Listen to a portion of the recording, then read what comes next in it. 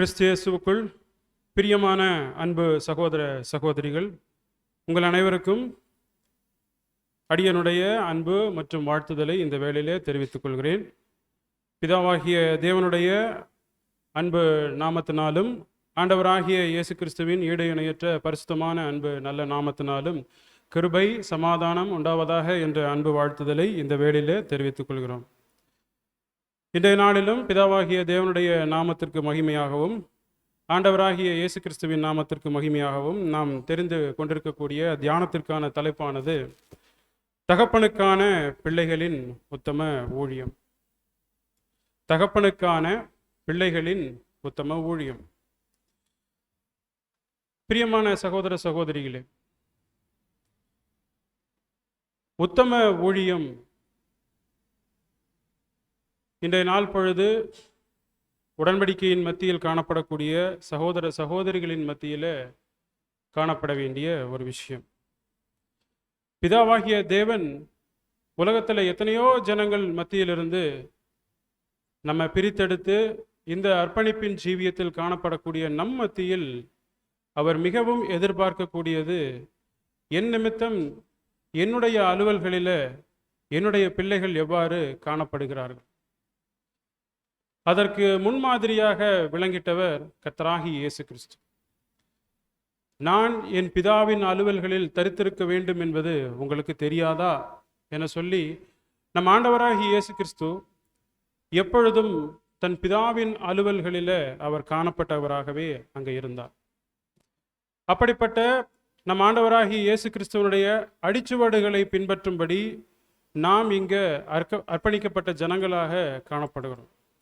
அப்போ நாமும் பிதாவின் அலுவல்களில் எவ்வாறு தரித்திருக்க வேண்டும்?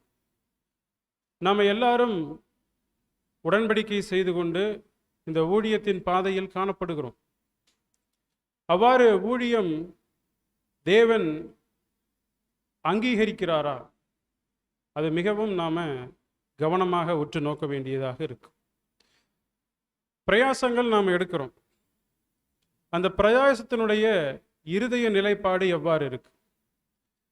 நாம் ஒவ்வொருவரும் இந்த அர்ப்பணிப்பின் ஜீவியத்தில் வந்த பிற்பாடு நமக்குள்ள ஒரு உந்து விசை காணப்படும். நான் ஏதாவது தேவனுக்கென்றும் கர்த்தருக்கென்றும் என்னுடைய ஊழியத்தின் நாட்களில் 11ஆம் மணி வேளையில் நான் வந்திருக்கிறேனே, இன்னும் மீட்பு மிக சமீபமாக இருக்கிறது என்பதை உணர்ந்தவர்களாக இன்னும் அதிகமாக நான் துரிதமாக வேலை செய்யணும்னு சொல்லி நம்முடைய அர்ப்பணிப்பின் ஜீவியம் தொடங்கின நாட்களிலிருந்து நம்ம ஊழியம் மேற்கொள்ள ஆரம்பிக்கிறோம். அப்படியாக ஊழியம் வந்துட்ட நாட்களிலிருந்து ஒரு சில வருடங்கள், பல வருடங்கள் கடந்த பிற்பாடு அதனுடைய வைராக்கியம் எவ்வாறு காணப்படுகிறது? அவ்வாறு தேவன் அது சுகந்த வாசனையாக விரும்பக்கூடியதாக அங்கே இருக்குதா என்பதை நாம் சற்று நிதானிக்க வேண்டியவர்களாக இருக்கிறோம். அன்பானவர்கள், ஊழியம் பல வகைகளில் நமக்கு கடந்து வரும். ஒவ்வொருவருக்கும் பலவிதமான தாளந்துகள் தேவன் கொடுத்துருக்காங்க. அப்படி தாளந்துகளின் அடிப்படையில் தேவன் நம்மை எதற்காக இந்த ஊழியத்தின் பாதையில் அழைத்திருக்கிறார் என்பதை நாம் உணர்ந்தவர்களாக நமக்குரிய தாளந்துகள் என்ன, நமக்குரிய ஊழியத்தின் காரியங்கள் எனக்காக என்ன கொடுக்கப்பட்டிருக்கிறது என்பதை உணர்ந்தவர்களாக நம்முடைய ஊழியம் என்பது அந்த ஊழியத்தின் பிரயாணம் அங்கே துவங்குது. அப்படியாக நம்முடைய இருதய நிலைப்பாடு அந்த ஊழியத்தில் எவ்வாறாக இருக்கிறது என்கிற ஒரு கோணத்தின் அடிப்படையில் இன்றைய நாளுக்குண்டான பாடத்தை நம்ம தியானிக்கலாம். பிரியமானவர்களே, இந்த உலகத்தில் பல கோடி ஜனங்கள் வாழ்ந்து மரித்திருக்கிறாங்க. பல கோடி ஜனங்களின் மத்தியில் குறிப்பாக சொல்ல வேண்டும் என்றால் தேவனை அறிந்தவர்கள் எத்தனை பேர் இருப்பாங்க? ஸ்பெஷலாக சொல்லிட்டோம்னா கிறிஸ்தவர்கள், யூதர்கள், இஸ்லாமியர்களில் கொஞ்சம் பேர். ஏன்னா அவங்க ஆபிரகாமினுடைய சந்ததியில் அவங்க காணப்படுறாங்க. இப்படியாக தேவனை இந்த பெயர் கிறிஸ்தவ மண்டலத்தில் இருக்கக்கூடிய கிறிஸ்தவர்களும் சரி, யூதர்களும் சரி, இஸ்லாமியர்களும் சரி, இப்படி காணப்படக்கூடியவர்களின் மத்தியில் தேவனுக்கு மிக நெருங்கினவர்களாக யாரை தேவன் பார்க்குறாங்க? அஃப்கோர்ஸ் அவங்க கிறிஸ்தவர்களாகட்டும் அல்லது இஸ்லாமியர்களாகட்டும் யூதர்களாகட்டும் அவங்க ஓரளவுக்கு தேவனை நெருங்கின ஜனங்களாக இருந்துட்டாலும் நம்ம பார்க்குறோம் பிதாவாகிய தேவன் யார்கிட்ட ஒருவித எதிர்பார்ப்பு கொண்டிருக்கிறார். அவருக்குன்னு சொல்லி ஒரு குடும்பம் இருக்கிறதாக நம்ம பார்க்குறோம். அதில் தேவன் கர்த்தர் இயேசு கிறிஸ்து பிற்பாடு அந்த குடும்பத்தில் யாரை தேவன் பார்க்குறாருன்னா திருச்சபையாக நம்மைத்தான் அங்கே பார்க்குறார். ஸோ தேவன், கர்த்தர், திருச்சபை, இப்படி தேவன் தனக்கென்று ஒரு குடும்பம் வர வேணும் அப்படிங்கிறத முன்னறிந்தவராக இந்த உலகங்களை எல்லாம் முதல்ல உண்டாக்கின பிற்பாடு பூமியை அவர் பார்க்கிறார். பூமியில தன்னுடைய சாயல்ல தன்னுடைய ரூபத்தின் மத்தியில மனுஷனை அவர் சிருஷ்டிக்கிறார். ஸோ தேவன் முதலில் ஆதாமை உண்டாக்கி ஏதேனின் தோட்டத்தின் மத்தியில் அவர் வைக்கிறார். அப்ப தேவன் ஆதாம் கிட்ட என்ன எதிர்பார்த்தார்னா கீழ்ப்படிதல். அந்த கீழ்ப்படிதல்ல உண்மைத்தன்மை ஆதாம் காமிக்கிறாரா என சொல்லி அந்த இடத்துல தேவன் அங்கே எதிர்பார்க்கிறான். அப்படி ஆதாம் உத்தமமாக விளங்கினாரா? கண்டிப்பா சில வருடங்கள் அவர் அங்கு காணப்பட்டிருந்தார், கீழ்ப்படிதலோட தான் இருந்தார் அப்படின்னு சொல்லி பார்ப்போம். தனிமையின் மத்தியில் ஆதாம் இருப்பது நல்லதல்ல என சொல்லி தேவன் அவருக்கென்று ஒரு துணையை உண்டாக்குறதுக்கு அப்புறமாக என்ன நடக்குது? சொல்லிய பிரகாரம் உத்தமத்தன்மையோடு காணப்பட்டிருந்த ஆதாம் மீறுதலுக்குள்ளாக கடந்து செல்கிறார். அங்கு மரண சாசனம் தீர்மானம் ஆகுது. அன்பானவர்களே, ஆதாம் சில நாட்கள் அங்க உத்தமமாக விளங்கின பிற்பாடு உத்தமமாய் நடக்க முடியாதபடி விழுகைக்குள்ளாக கடந்து போகிறார். பூமியானது சபிக்கப்பட்டதாக நம்ம பார்க்கணும். அதனை தொடர்ந்து தேவனுடைய பார்வை உலக ஜனங்கள் பெருக்கமாயிட்டே இருக்கு. பல 1000 வருடங்கள், அதாவது ஒரு 1000 வருடம் கழித்து அவர் பார்த்துக்கிட்டே இருக்கிறார். பூமியின் மத்தியில் ஏதாவது ஒருவர் உத்தமமானவராக இருக்கிறாரா? என்னுடைய பேச்சுக்கு கீழ்ப்படியக்கூடிய ஒரு ஜனம் காணப்படுகிறதா? ஏன்னா அந்த நாட்களில் நம்ம பார்க்குறோம், தூதர்களின் வசத்தில் காணப்பட்டுச்சு. ஆதாமினுடைய நாட்களுக்கு பிற்பாடு விழுகையின் நாட்களுக்கு பின்னாக என்ன நடந்தது? அது தூதர்களின் கையில் அது காணப்பட்டதாக சொல்லி பார்க்கும். அந்நாட்களில் தேவன் எதிர்பார்த்துட்ட ஒரு ஜனம் அங்கே இருந்ததா அப்படின்னு பார்க்கும்போது யாராவது உத்தமமாக இருக்கிறாங்களா என பார்த்தாங்கன்னா, அவர் பார்க்கும் பொழுது அவர் காணப்பட்ட ஒரு மனுஷன் யாருங்க? நோவா. வாசிங்க, ஆதியாகமம் 6ஆம் அதிகாரம் 9வது வசனம். நோவாவின் வம்ச வரலாறு. நோவா தன் காலத்தில் இருந்தவர்களுக்குள்ளே நீதிமானும் உத்தமனுமாயிருந்தான். நோவா தேவனோடே சஞ்சரித்து கொண்டிருந்தான். ஸோ தேவனுடைய பார்வை இப்போ யார் பக்கம் போகுதுன்னா, முதல்ல ஆதாமினிடத்துல இருந்துச்சு. பிற்பாடு வசனங்களில் பார்க்குறோம் இவர் இடத்துல தான் அந்த உத்தமத்தன்மை காணப்பட்டதாக. ஸோ அவரிடத்துல காணப்பட்டது அவர் நீதிமானும் உத்தமனுமாய் இருந்தார் என சொல்லி. ஆங்கிலத்தில் பாருங்க, Noah was a just man. Noah was a just man என்பதற்கும் Noah was just a man அப்படிங்கிறதுக்கு வித்தியாசம் இருக்கா இல்லைங்களா? Noah was a just man அப்படின்னு என்ன? அவர் ஒரு சாதாரண மனுஷன். பட் தேவன் என்ன மாதிரியா சொல்றாருன்னா, Noah was a just man.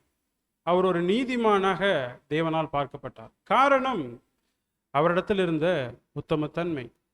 உண்மையாக தேவனிடத்துல அவர் காணப்பட்டதின் நிமித்தம் தேவன் எப்பவுமே எப்படி பார்ப்பார்னா, நம்முடைய இருதய நிலைப்பாட்டை பார்ப்பார். நம்முடைய இருதயம் எப்படியாக இருக்கிறது என்பதை தேவன் பார்க்கிறார். அப்படி ஆதாமுக்கு பிற்பாடு, அந்த கீழ்ப்படிதலுக்கு முன்னாடி இருந்துட்டு அந்த இருதய நிலைப்பாடு ஆதாமிடத்துல, அதற்கு பிற்பாடு நீண்ட நாட்கள் கழித்து யாரிடத்துல பார்க்க முடியுதுன்னா இந்த நோவா என்பவரிடத்துல பார்க்க முடியுது. அதனாலதான் வார்த்தை என்ன சொல்லப்பட்டிருக்குன்னா, Noah was a just man என்பதாக சொல்லி பார்க்கிறோம் பிரியமானவர்கள். ஸோ தேவன் சொல்லக்கூடிய அந்த வார்த்தை இன்னும் சில நாட்கள்ல இந்த பூமியானது அழிக்கப்பட இருக்கிறது என்ன சொன்ன 120 வருடங்கள் தேவன் சொன்ன வார்த்தைக்கு கீழ்ப்பட்டு அவர் காத்திருந்தார். ஸோ 1 வருடம் 2 வருடம் இல்லை, 120 வருடங்கள் அவர் காத்திருந்து அந்த கப்பலை அவர் தயாரிக்கும் பொழுது எத்தனை ஏச்சு பேச்சுக்கள் அவர் வாங்கியிருப்பார். ஸோ அவருடைய உறுதித்தன்மை பாருங்களேன், தேவன் சொல்லிட்டார், நம்ம உண்மையாக அதுக்கு கீழ்ப்படியணும். அந்த உண்மைத்தன்மை, அந்த இறுதிய நிலைப்பாடு என்பது தேவன் அங்கே பார்க்குறாங்க. அப்படி அவருடைய உண்மைத்தன்மை விளங்கினது நிமித்தம்தான் தேவன் அவரை 2ஆம் உலகத்திற்குள்ளாக கொண்டு வர்றார். அன்பான சகோதர சகோதரிகளே, அவரோடு கூட அந்த 8 பேர், மொத்தமாக 8 பேர் அவர்கள் 2ஆம் உலகத்திற்குள்ளாக பிரவேசிச்சாங்கன்னு சொல்லி பார்க்கணும். அப்படியாக நோவா என்பவர் மரிக்காம போயிட்டாரா? நீதிமானாக இருக்கிறார், உத்தமமானாக இருக்கிறார் என சொன்னாலும் அவர் ஆதாமின் விழுகைக்கு கீழாக இருக்கிறது நிமித்தம் அவர் கண்டிப்பாக மரணத்தை சந்திச்சார் என சொல்லி நம்ம பார்க்கிறோம் பிரியமானவர்களே. ஆனாலும் அவருடைய அந்த இறுதிய நிலைப்பாடு என்பது தேவனுக்கு சுகந்த வாசனையாக இருக்கு. தேவன் அதுல எதிர்பார்த்த பிரகாரம் அவர் மேல அவர் நடந்துகிட்ட விதம் என்பது அது தேவனுக்கு பிரியமாக இருந்தது என சொல்லி பார்க்கிறோம். இங்கு காணப்படுகிறதான அந்த வார்த்தை உத்தமம் என சொல்லப்படுவது எபிரேய பதம் H8549, எபிரேய பதம் H8549, in accordance with the truth and fact, in accord with the truth and fact, அதாவது without blemish என்கிற ஒரு வார்த்தை, அதோடு கூட perfect sincerely என்கிற ஒரு வார்த்தை, அதனுடைய அர்த்தம் அங்கே காணப்படுகிறது பிரியமானவர்கள். ஏன் இதை நாம் தியானிக்கணும் அப்படின்னு சொல்லி பார்த்தோம்னா, நாம் எடுத்திருக்கக்கூடிய இந்த டாபிக் வந்து உத்தமம். ஸோ இது ஒரு கருப்பொருள் அடிப்படையாக கொண்ட ஒரு பாடமாக இருக்கும். ஸோ உத்தமம் எந்தெந்த இடத்துல நம்ம காணப்பட போகிறோம் என்பதை குறித்த ஒரு தியானமாக இருக்கு. ஸோ இந்த உத்தமம் பாருங்க, H8549, in accord with the truth and fact, without blemish, sincerely என வந்து சொல்லப்பட்டிருக்கு. உத்தமமாக, ரொம்ப நீதியாக, எந்த ஒரு பிளெமிஷ் என்கிற வார்த்தை என்ன சொல்லலாம்னா எந்த ஒரு கரைத்தரை இல்லாமல், குறைபாடு இல்லாமல் என சொல்லி பார்க்குறோம். முழு இருதயத்தன்மையோட பர்ஃபெக்டாக செய்யக்கூடியது. ஒரு சின்ன ஒரு வேலையாக இருக்கலாம், ஒரு ஊழியமாக இருக்கலாம். நம்ம இங்கே மட்டும் இல்லை, எந்த இடத்துலையுமே இந்த சின்சியாரிட்டி இருக்க வேணும் என்பதாக நம்ம சொல்லி பார்க்குறோம் பிரியமானவர்கள். இது வந்து நோவாவின் இடத்துல காணப்பட்டுச்சு. இந்த நோவாவின் இடத்துல காணப்பட்டது அது தேவனுக்கு நீதியாக இருந்தது அப்படின்னு சொல்லி பார்க்குறோம் பிரியமானவர்கள். இப்படிப்பட்ட நோவாவின் காலத்திற்கு பிற்பாடு தேவன் மீண்டுமாக பூமியில பார்க்கிறார். யாராவது நான் எதிர்பார்க்கக்கூடிய வகையில காணப்படுறாங்களா? ஸோ தேவன் அப்படியாக பார்க்கிறார். வசனம் வாசிக்கிறோம், ஆதியாகமம் 17ஆம் அதிகாரம் 1வது வசனத்துல ஆபிரகாம் இடத்துல அவர் ஒரு வார்த்தையை வந்து சொல்றார். வாசிங்க, ஆதியாகமம் 17:1.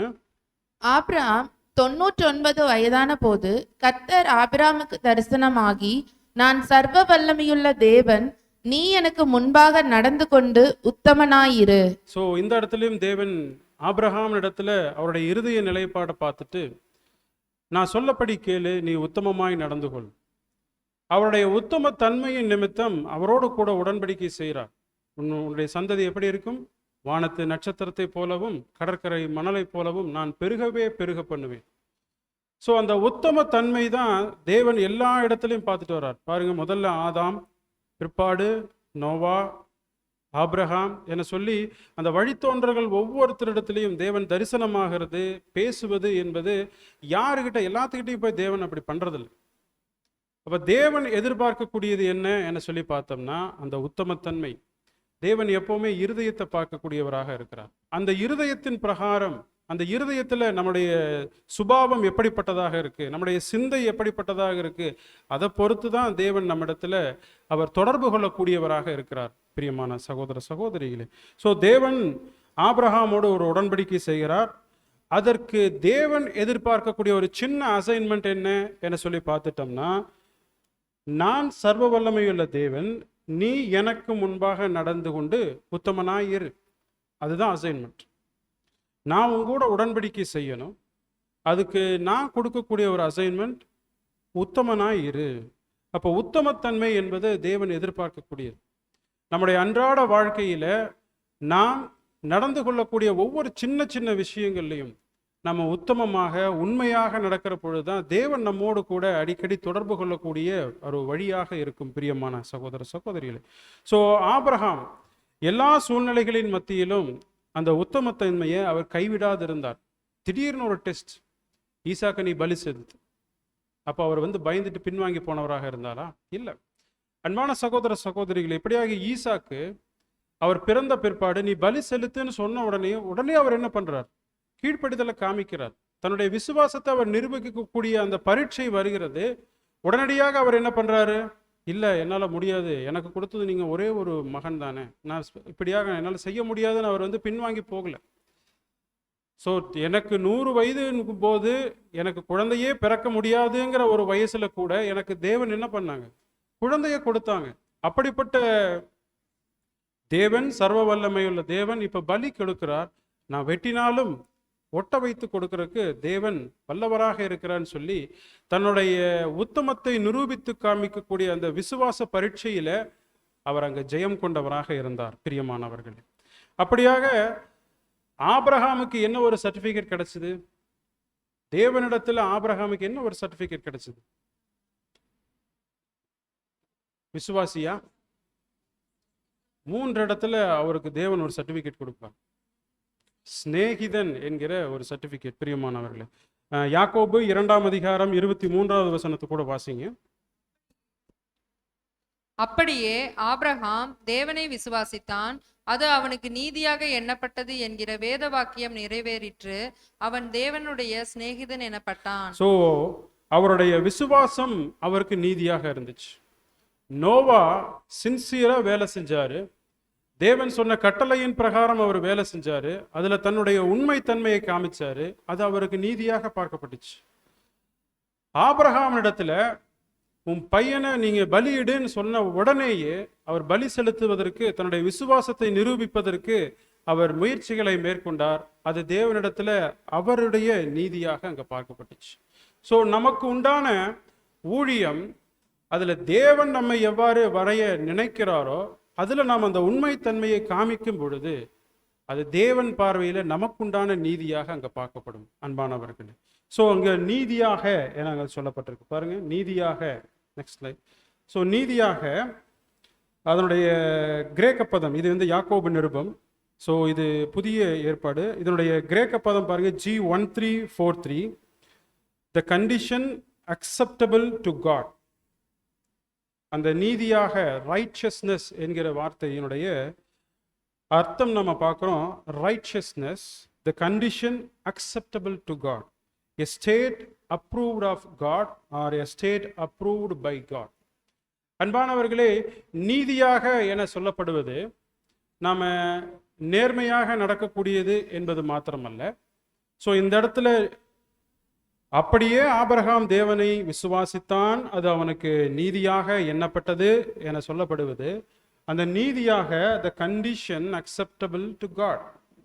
ஸோ தேவன் ஒரு காரியத்தை ஆபிரகாம் செஞ்சிருக்கிறாரு, அதை அவர் ஏற்றுக்கொள்ளக்கூடிய ஒரு காரியம். The condition acceptable to God, அது ரைச்சஸ்னஸ் என அங்கே சொல்லப்படுது. அது நீதியாக பார்க்கப்படுகிறது. இந்த இடத்துல அந்த நீதி என்பது நமக்கு, அதாவது ஆபிரகாமுக்கு உண்டான நீதியாக பார்க்கப்பட்டது என்னது? தேவன் அங்கீகரிக்கக்கூடியதை அது அடையாளப்படுத்தக்கூடியதாக இருக்கு. ஸோ ஒரு ஊழியம் செய்வதாக நம்ம இருக்கோம், அது தேவ சமூகத்துல நீதியாக எண்ணப்படும். உடன்படிக்கையின் மத்தியில் வந்திருக்கக்கூடிய அன்பு சகோதர சகோதரிகள், ஒரு சின்ன சின்ன பிரயாசங்கள் எடுப்பது என்பது நம்முடைய இருதய நிலைப்பாடை கொண்டு அது ஏற்றுக்கொள்ளப்படக்கூடியதாக அங்க இருக்கு தேவனிடத்தில். ஸோ அது நமக்கு நீதியாக எண்ணப்படணும். நமக்கு நீதியாக எண்ணப்படணும் என்பது நாம் நீதிமான்களாக அல்ல. அப்போ நமக்கு நீதியாக தேவன் அதை அங்கீகரிக்கணும்னா அது அவர் விரும்புகிற வகையில, அவர் ஏற்றுக்கொள்ளக்கூடிய வகையில அது இருப்பதாக சொல்லி பார்க்கிறோம். இது நமக்கு உண்டான நீதியாக அங்க பார்க்கப்படுது. பிரியமானவர், யோபுனுடைய விஷயத்துல நாம் எடுத்துக்கலாம். யோபு உத்தமனும் எப்படியாக இருந்தார்? வாசிக்கலாம். யோபு 1ஆம் அதிகாரம் 1வது வசனம். ஊத் தேசத்திலே யோபு என்னும் பேர் கொண்ட ஒரு மனுஷன் இருந்தான். அந்த மனுஷன் உத்தமனும் சன்மார்க்கனும், தேவனுக்கு பயந்து பொல்லாப்புக்கு விலகுகிறவனுமாய் இருந்தான். ஸோ இங்கேயும் நம்ம பார்க்குறோம் யோபு எப்படியாக இருக்கிறார் எனில் அவர் உத்தமனும் சன்மார்க்கனும் தேவனுக்கு பயந்து பொல்லாப்புக்கு விலகினவருமாய் இருந்தார் என வந்து சொல்லி பார்க்கும். ஸோ இந்த இடத்துல ஒரு வார்த்தை வருது, உத்தமம். ஸோ நம்ம கருப்பொருள் அடிப்படையில் இப்போ நம்முடைய தியானத்தை நகர்த்தி கொண்டு போகிறோம். அன்பானவர்களே, அப்போ இங்கே சொல்லப்பட்டிருக்கக்கூடிய உத்தமனும் என்கிற வார்த்தை ஹெச், இது பழைய ஏற்பாடு எபிரேய பதம் H8535. ஸோ அந்த இடத்துல நம்ம ஆங்கிலத்தில் நீங்கள் போய் பார்த்தீங்கன்னா அந்த இடத்துல பர்ஃபெக்ட் என்ன சொல்லி வந்து அந்த கொடுக்கப்பட்டிருக்கு. பர்ஃபெக்ட், அவர் வந்து பர்ஃபெக்டாக இருந்திருக்கார். ஸோ யோபு எப்படியாக இருந்திருக்கிறார், நோபா எப்படியாக இருந்துட்டார், சின்சியராக இருந்தார். ஆபிரகாம் எப்படி இருந்தார், விசுவாசத்தில் அவர் உறுதியாக இருந்துட்டார். அப்போ யோபுனுடைய விஷயத்தில் நம்ம பார்க்குறோம் ஹி வாஸ் ஸோ பர்ஃபெக்ட், அவர் ரொம்ப பர்ஃபெக்டாக நடந்திருக்கிறார். அதாவது அப்ரைட் ஜென்டில் என வந்து அங்கே சொல்லப்பட்டிருக்கு, அப்ரைட் ஜென்டில் என வந்து அங்கே கொடுக்கப்பட்டிருக்கு. எனவே பிரியமான சகோதர சகோதரிகளே, நம்முடைய சாரம், நம்முடைய நோக்கம் இந்த பாடத்தில் என்ன சொல்லி பார்க்கும் பொழுது, தேவன் ஒரு காரியத்தை நம்மிடத்துல நீதியாக பார்க்க வேண்டும். அப்ப நீதியாக பார்க்க வேண்டும் என்கிற பட்சத்துல தேவன் எதிர்பார்க்கக்கூடியது என்ன? தேவன் எதிர்பார்க்கக்கூடியது ஒன்னே ஒண்ணுதான், நம்முடைய இருதயத்தில் இருக்கக்கூடிய அந்த உத்தமத்தன்மை. அந்த உத்தமத்தன்மை நம்முடைய இதயத்தில் எவ்வாறு இருக்கு? How we are dedicate to our ministry. நம்முடைய ஊழியத்தில் நாம் எவ்வளோ டெடிகேஷனாக இருக்கும், அந்த டெடிகேஷன்ல எவ்வளோ உறுதித்தன்மையோட ஆழமான உண்மையான வகையில உத்தமமான வகையில நாம் அதை செய்யக்கூடிய ஒரு சின்ன சின்ன பிரயாசமாக கூட இருக்கட்டுமே. ஒரு சின்ன ஒரு ஊழியம், பெரிய அளவில் ஊழியம் நமக்கு கடந்து வரவில்லை என்றாலும் சின்ன சின்ன ஊழியம், அந்த சின்ன சின்ன ஊழியத்திலும் தேவன் எல்லாருக்கும் நீதியுள்ள தேவன். அவருடைய கையில் இருக்கக்கூடிய தராசு எல்லாத்துக்கும் ஈக்குவல் தான். அப்ப தேவன் அவர் கொடுக்கக்கூடிய சின்ன சின்ன ஊழியங்களை நம்முடைய இருதய நிலைப்பாடு எப்படி இருக்கு? அப்ப அந்த இருதய நிலைப்பாடுல அந்த உத்தமத்தன்மை என்பது எவ்வாறு காணப்படுகிறது? எனக்கு சின்ன ஒரு ஊழிய வாய்ப்பு தானே கிடைக்குது. அப்ப தேவன் சொல்றாரு, அந்த சின்ன ஊழியத்துல நீ எவ்வளவு பெர்ஃபெக்டா செஞ்சிருக்க. அப்ப எக்ஸாம்பிள் முன்னாடி வைக்கிறார் பாருங்க. உங்களுக்கு முன்னாடி காணப்பட்டிருந்த யோபு எப்படி இருந்தார்? நீதிமானும் உத்தமனும் சன்மார்க்கனுமாக அங்க இருந்துட்டார். ஸோ அவர்கள் மத்தியில அநேக பிரச்சனைகள் கடந்து வருது. ஒவ்வொருவருடைய வாழ்க்கையில நம்ம பார்க்கணும். பழைய ஏற்பாட்டு காலத்திலாகட்டும் புதிய ஏற்பாட்டு காலத்திலாகட்டும் இந்த தேவனுடைய பிள்ளைகளாக இருந்துட்ட ஒவ்வொருவருக்கும் ரொம்ப ஈஸியான ஒரு எளிமையான ஒரு வாழ்க்கை இல்லை. அவங்க எடுத்துக்காட்டாக தேவன் வைக்கக்கூடியது என்ன அப்படின்னா, சின்ன சின்ன பிரச்சனைகளின் மத்தியிலும் சரி, பெரிய பெரிய பிரச்சனைகளின் மத்தியிலும் அவருடைய இருதய நிலைப்பாடு என்ன என்பதுதான் அங்க அவர் சொல்ல வரக்கூடிய காரியமாக இருக்கு அன்பானவர்கள். ஸோ தேவன் நம்மை ஒரு நீதியாக பார்க்க வேண்டும், அல்லது நம்முடைய ஊழியத்தை ஒரு நீதியாக பார்க்க வேண்டும் என்பதாக ஒரு டாஸ்க் இருக்கு அப்படின்னம்னா அங்க தேவன் எதிர்பார்க்கக்கூடியது உத்தமம் என சொல்லி பார்ப்போம். அன்பானவர்களே, இப்படியாக பழைய ஏற்பாட்டில் அநேக எடுத்துக்காட்டுகளை நம்மளால சொல்ல முடியும். தேவன் கிட்ட அவங்க நற்சாட்சி வாங்கினவர்களாக அங்க இருக்கிறாங்க. அப்ப உதாரணத்திற்கு யாரை குறிப்பிடலாம்? ஒரு பெரிய லிஸ்ட் இருக்கு. எபிரேயர் 11ஆம் அதிகாரத்துல நம்மளால அங்க பார்க்க முடியும். அப்படியாக 11ஆம் அதிகாரத்துல இடம் பெற்றுட்டு அந்த அட்டவணையில் காணப்படுகிறவர் எல்லாமே அவங்க ஏதோ நல்ல ஒரு ஸ்பெஷல் கேரக்டராக அங்க இல்லை. ஸ்பெஷல் கதாபாத்திரமாக, கேரக்டர்னு சொல்லுகிறது பொழுது கதாபாத்திரம். ஸோ அவர்கள் ஏதோ ஸ்பெஷல் கதாபாத்திரமாக அங்க வந்து தேவன் வைக்கல. அவங்க கிட்ட இருந்த ஸ்பெஷல் கேரக்டர், அதாவது அவங்களுடைய நற்பண்புகளின் நிமித்தமே அவங்களால வந்து அந்த பட்டியலில் இடம் பெற முடிஞ்சது. அன்புக்குரிய சகோதர சகோதரி, ஸோ ஒவ்வொருவர்களுக்கும் குணலட்சணம் என்பது மாறுபடும். சிம்சோன் என்பவர் பாருங்க, பராக்கிரமசாலியா இருந்தார். அவர் எப்படி அந்த இடத்துல லிஸ்ட்ல வர முடியும்? எத்தனை பேர் அவர் கொன்னாரு, இருந்தாலும் அவர் அந்த லிஸ்ட்ல வர்றார். ஸோ அந்த நற்குணம் தேவன் எந்த இடத்துல எதிர்பார்த்தாரோ அந்த இடத்துல அவர் வந்து உத்தமத்தன்மையாக இருந்தார். அதன் நிமித்தம் அவர் அந்த பட்டியலில் காணப்படுறார். ராகாப், தேவன் என்ன எதிர்பார்த்தாங்களோ அதை அவங்க நிறைவேற்றி முடிச்சாங்க. அதன் நிமித்தம் அவங்க அந்த பட்டியலில் இடம் பெறாங்க. அப்போ சகோதர சகோதரிகளாக அழைக்கப்பட்டிருக்கக்கூடிய நமக்கு தேவன் பல ஊழிய வாய்ப்புகளை வச்சிருக்காங்க. அப்ப தேவன் உங்களை, அதாவது நம்மளை எதற்காக அவர் அழைச்சாங்களோ அல்லது என்ன எதிர்பார்க்குறாங்களோ அதை நம்ம ஃபுல்ஃபில் பண்ண வேணும். அப்படி நம்ம ஃபுல்ஃபில் பண்ணினோம்னா அது நமக்கு நீதியாக எண்ணப்படும். அந்த எதிர்பார்க்கக்கூடிய அந்த ஊழியம், அந்த எதிர்பார்க்கக்கூடிய ஊழியத்தை நம்ம ஃபுல்ஃபில் பண்ணோம்னா அந்த ஊழியத்தின் நிமித்தம் நமக்கு அது நீதியாக தேவனிடத்துல பார்க்கப்படும். அன்பான சகோதர சகோதரிகளே, ஸோ பழைய ஏற்பாட்டு காலத்துல முற்பிதாக்கள் லிஸ்ட் என சொல்லி நம்ம பார்த்தோம். அப்படியே புதிய ஏற்பாட்டுக்கு வரலாம். புதிய ஏற்பாட்டுல தேவன் யார் முதல்ல கொண்டு வராங்க, அல்லது தேவன் யாரை அங்க பார்க்குறாங்க? புதிய ஏற்பாடு துவங்கினோடனே யார் அங்கே காணப்படுறாங்க? யோவான் ஸ்நானகன் அங்கே இருப்பார். யோவான் ஸ்நானகன் ஒரு நல்ல ஒரு ஊழியம் புரிந்தவர். அவருமே முற்பிதாக்கள் லிஸ்ட்ல வந்துடுறார். அப்போ புதிய சிருஷ்டியாக தேவன் முதல்ல யாரை பார்க்கிறார் என்ன சொல்லி பார்க்கும்போது நம்முடைய கர்த்தராகி இயேசு கிறிஸ்து. கர்த்தராகி இயேசு கிறிஸ்துக்கு ஏன் ஸ்பெஷலா அவர் நிறைய நற்செய்திகளை கொடுக்கணும்? அன்பான சகோதர சகோதரிகளே, அவருடைய இறுதிய நிலைப்பாடு எப்படியாக இருந்துச்சு பாருங்க. பரலோகத்துல தேவனிடத்துல அதிக நாட்கள் வாசம் செஞ்சது யாராக இருந்தது?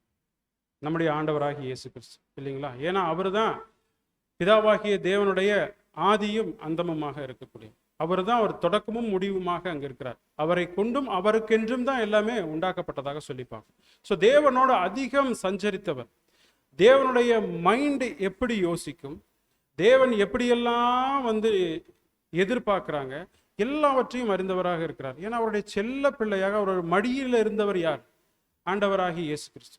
அப்ப என் அப்பா எப்படி யோசிப்பார், என் அப்பா என்னென்ன எதிர்பார்க்கிறார், என் அப்பா எப்படியெல்லாம் உலகங்களை இவ்வளவு ரம்யமா படைச்சிருக்கார், இப்போ மனுக்குள்ளும் விழுந்து போயிருக்கு. அப்ப என் அப்பா எப்படி மீட்டு எடுப்பார் என்பதெல்லாம் யார் அறிந்தவராக இருந்திருப்பார்? பிதாவாகிய தேவனுடைய ஒரே பேரான கர்த்தராகிய இயேசு கிறிஸ்துன்னு சொல்லி பார்ப்போம். அப்போ தேவன் உடனே நீங்க போங்க மீட்கும் பொருளாக போங்கன்னு சொல்லி சொன்னாரா? இல்லை. அப்ப தன் தகப்பனுடைய இறுதிய நிலைப்பாடு என்ன அப்படிங்கிறத அறிஞ்சிட்டு யார் இந்த காரியமாக போவாங்க அப்படின்னு கேள்வி கேட்டோன்னே இதோ அடியேன் இருக்கிறேன். அப்போ அந்த இடத்துல தேவன் என்ன பார்த்தார்? உடனே ஓகே மகனே நீங்க போலாம் இல்ல. அந்த இடத்துல தேவன் பார்த்தது அவருடைய இருதயம். அவ்வளோ ஸ்பெஷலா 4 நற்செய்திகள்ல கர்த்தரை பத்தி சொல்லப்பட்டிருக்கு. புதிய ஏற்பாடு முழுவதும் சொல்லப்பட்டிருக்கு. நம்முடைய வேதாகமத்துல மைய கருவே யார் தான்? கர்த்தர் இயேசு கிறிஸ்து. தேவனுடைய தெய்வீக திட்டத்துல மையமாக யாரை வச்சிருக்கிறாங்க? கதாநாயகனே யாரு? கர்த்தராகி இயேசு கிறிஸ்து. ஏன் தேவன் தன்னுடைய குமாரனை இவ்வளோ ஸ்பெஷலா அவங்க குறிப்பிடணும்? தேவன் நினைச்சிருந்தா அவரவே எல்லா இதுலையுமே முதன்மைப்படுத்தி இருக்க முடியும் இல்லைங்களா? தேவன் நினைச்சிருந்தா அவரையே முதன்மைப்படுத்தி இருக்க முடியும் இல்லையா? ஏன் எல்லாத்துலயும் குமாரனை முன்னாடி வைக்கிறார்? ஏன் தன்னுடைய குமாரனை உயர்த்தி இருக்கிறார்? ஏன் தன்னுடைய குமாரனை தன்னுடைய வலது பாரசத்தில் தன்னோடு கூட சமமாக இருக்கும்படி உயர்த்தி இருக்கிறார்? அவருடைய இருதய நிலைப்பாடு. அவருடைய இருதயத்தை தேவன் பார்க்கிறாங்க. இன்னொருவருடைய இருதயத்தையும் அங்க பார்த்தார். இன்னொருவருடைய இருதயத்தின் நிலைப்பாடு சரியில்லாதது நிமித்தம்தான் அவர் கீழே விடப்பட்டார். யார் அவரு? சாத்தான், லூசிஃபர்.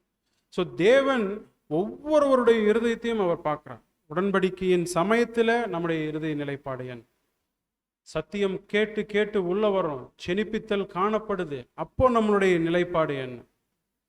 இப்போ இந்த இடத்துல உட்கார்ந்து சப்ஜெக்ட் கேட்கிறோம், நம்முடைய இருதய நிலைப்பாடு என்ன? எல்லாவற்றையும் தேவன் அறிந்தவராக இருக்கு. நம்முடைய சின்ன சின்ன அசைவுகளும் அவருக்கு மறைவாக இருப்பதில்லை. அன்பான சகோதர சகோதரிகள், எசையா 6ஆம் அதிகாரம் 8வது வசனத்தை கூட வாசிக்கலாம். பின்பு யாரை நான் அனுப்புவேன், யார் நமது காரியமாய் போவான் என்று உரைக்கிற ஆண்டவருடைய சத்தத்தை கேட்டேன். அதற்கு நான், இதோ அடியேன் இருக்கிறேன், என்னை அனுப்பும் என்றேன். சோ பிரியமான சகோதர சகோதரிகளே, யார் இந்த காரியமாக போவாங்க என்ன சொல்லி பிதாவாகிய தேவன் சொன்ன உடனேயே இதோ இருக்கிறேன், அடியேன் என்னை அனுப்புங்க என சொல்லி கர்த்தர் இயேசு கிறிஸ்து சொல்றத தேவன் அங்க பார்க்கிறாரு. அந்த இருதய நிலைப்பாடு அங்க உணர்ந்தவராக அங்க போங்கன்னு சொல்றாரு. அந்த பைபிள்ல அடுத்த வசனம் கூட வாசிங்க. எசையா 6ஆம் அதிகாரம் 8க்கு அடுத்ததாக வரும். 9:10 ஏசாயா 6:9. அப்பொழுது அவர், நீ போய் இந்த ஜனங்களை நோக்கி, நீங்கள் காதார கேட்டும் உணராமலும் கண்ணார கண்டும் அறியாமலும் இருங்கள் என்று சொல். இந்த ஜனங்கள் தங்கள் கண்களினால் காணாமலும் தங்கள் காதுகளினால் கேளாமலும் தங்கள் இருதயத்தினால் உணர்ந்து குணப்படாமலும் நான் அவர்களை ஆரோக்கியமாக்காமலும் இருக்க, நீ அவர்கள் இருதயத்தை கொழுத்ததாக்கி அவர்கள் காதுகளை மந்தப்படுத்தி அவர்கள் கண்களை மூடி போடு என்றார். ஸோ தேவன் தன்னுடைய குமாரன் பர்ஃபெக்டா செய்வாரு என்பதை உணர்ந்தது நிமித்தம் தான் தேவன் இப்ப என்ன சொல்றாரு, இதோ நான் அடியேன் இருக்கிறேன், என்னை அனுப்பும் சொல்லி கர்த்தர் சொன்ன உடனேயே தேவன் ஒரு டாஸ்க் கொடுக்குறான். நீங்க போங்க, நீங்க போய் அவங்க கண் இருந்தும் காணாதவர்களாக இருப்பாங்க, செவிகள் இருந்தும் கேளாதவர்களாக இருப்பாங்க என சொல்லி அவர் சொல்றார். அன்பான சகோதர சகோதரி, ஸோ கர்த்தர் இயேசுவனுடைய சிந்தை, அந்த இருதய நிலைப்பாடு என்பதை தேவன் அங்க பார்த்துட்டான்னு சொல்லி பார்க்கணும். The condition of God accepts the Lord Jesus dedication. அப்படியாக அந்த கண்டிஷன் ஆஃப் அக்செப்டன்ஸ் எங்க நடக்குது? கர்த்தர் இயேசு கிறிஸ்து பூமிக்கு வந்துட்டார். பூமியில கன்னிமரியான் இடத்துல பரிசுத்த ஆவியின் துணை கொண்டு உற்பவிக்கப்பட்டு, பரிசுத்த ஆவியினால் உற்பவிக்கப்பட்டு, அவர் இந்த பூமியில பிரவேசிச்சு 30 வருடங்கள் கழித்து அந்த அக்செப்டன்ஸ் ஆஃப் காட் அங்க சொன்ன அந்த வார்த்தைக்கு தேவன் எப்படி அக்செப்ட் பண்றாருன்னா, தன்னை கான்செக்ரேட் பண்றதுக்காக யோர்தான் நதிக்கரை வந்த போது அந்த அர்ப்பணிப்பின் சமயத்துல அங்க நடந்துட்டதாக சொல்லிப்பார்.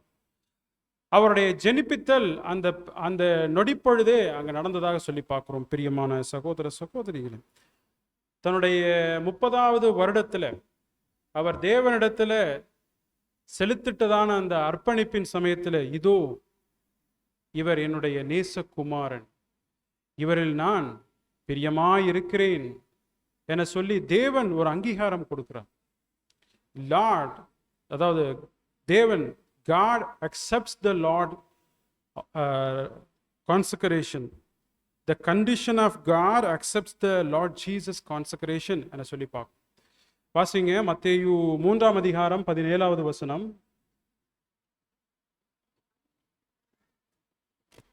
அன்றியும் வானத்திலிருந்து ஒரு சத்தம் உண்டாகி, இவர் என்னுடைய நேசகுமாரன், இவரில் பிரியமாய் இருக்கிறேன் என்று உரைத்தது. ஸோ இவர் என்னுடைய நேசகுமாரன், இவரில் நான் பிரியமாய் இருக்கிறேன். தேவன் அங்கீகரிச்சிருக்கிறார். அப்ப தேவன் அங்கீகரிக்கக்கூடிய அளவுல கர்த்தர் அந்த இடத்துல என்ன பண்ண, தன்னை முழுவதுமாக ஜீவ பலியாக ஒப்பு கொடுக்கிறேன்னு சொல்லி தண்ணீர்ல அந்த முழுகி எழுந்தது என்பது ஒரு அடையாளம். ஆனா வானத்திலிருந்து அவர் திறந்து இவர் என்னுடைய நேசகுமாரன் சொல்ற அளவுக்கு என்ன நடந்துச்சு? அவருடைய அந்த டெடிகேஷன், அந்த இருதயபூர்வமான அர்ப்பணிப்பின் நிமித்தம் தான் அந்த அங்கீகாரம் அங்க நடந்ததாக சொல்லி பார்க்கிறோம். பிரியமானவர், ஸோ ஜீவ பலியாக ஒப்பு கொடுக்க வந்த தேவன், மன்னிக்கணும், ஜீவ பலியாக ஒப்பு கொடுக்க வந்த கர்த்தரனுடைய அந்த ஊழியத்தின் பாதையில தேவன் உடனே எல்லாம் லகுவா அவருக்கு கொடுத்துட்டாரா? ஊழியத்தின் நாட்கள் எல்லாமே மிகவும் சிரமப்பட்டவராக அங்க இருந்தார். மிகவும் சிரமப்பட்டு ஊழியங்கள் அவர் மேற்கொள்ள வேண்டியதாக இருந்துச்சு. பல்வேறு ஏச்சு பேச்சுகள், எதிர்ப்புகள், இது எல்லாமே நெருக்கப்படுகிறது என்பதை உணர்ந்தவராக இருந்தார். ஏன் இப்படி பண்ணணும்? ஏன்னா கர்த்தர் இயேசு கிறிஸ்து அவர் இந்த பூமியில வந்த பிற்பாடு அவர் மரணிச்சா போதும் ஆதாமுக்கு சரிநிகர் சமான விலை கொடுக்க முடியும். ஏன் இத்தனை நிந்தைகள், அவமானங்கள், சிலுவை மரணம், ரத்தம் சிந்துதல்? அதை தேவன் அனுமதிக்கிறார் என்பதை அவர் உணர்ந்து கொள்கிறார். பாருங்க பிரதர், அதுக்குண்டான ஒரு ரெஃபரன்ஸ் தராரு. ரீப்ரின்ஸ் நம்பர் 5842 வாசிங்க. சில விஷயங்களில் கர்த்தரின் கரம் நம்மேல் அதிக பழுவுள்ளதாக இருக்கும். நாம் கர்த்தராகிய இயேசுவின் விஷயத்தில் பழுவுள்ளதாக காட்டினது. ஆனால் பிதாவின் கரம் தன்னை அழுத்துகிறது என்று கர்த்தர் உணர்ந்தவுடன் அந்த பழுவை சிரம் தாழ்த்தி சாந்தத்தோடு ஏற்றுக்கொண்டார். ஸோ பிரியமானவர்களே, ரீப்ரின்ஸ் நம்பர் 5842 என்ன சொல்லப்பட்டிருக்குதுன்னா, கர்த்தருடைய விஷயத்தில் நம்ம பார்க்கலாம். நம் கர்த்தராகிய இயேசுவின் விஷயத்தில் அவருடைய ஊழியத்தின் நாட்களில் பிதாவின் கரம் தன்னை அழுத்துகிறது என்று கர்த்தர் உணர்ந்தவுடன் அந்த பழுவை சிரம் தாழ்த்தி சாந்தத்தோடு ஏற்றுக்கொண்டார்.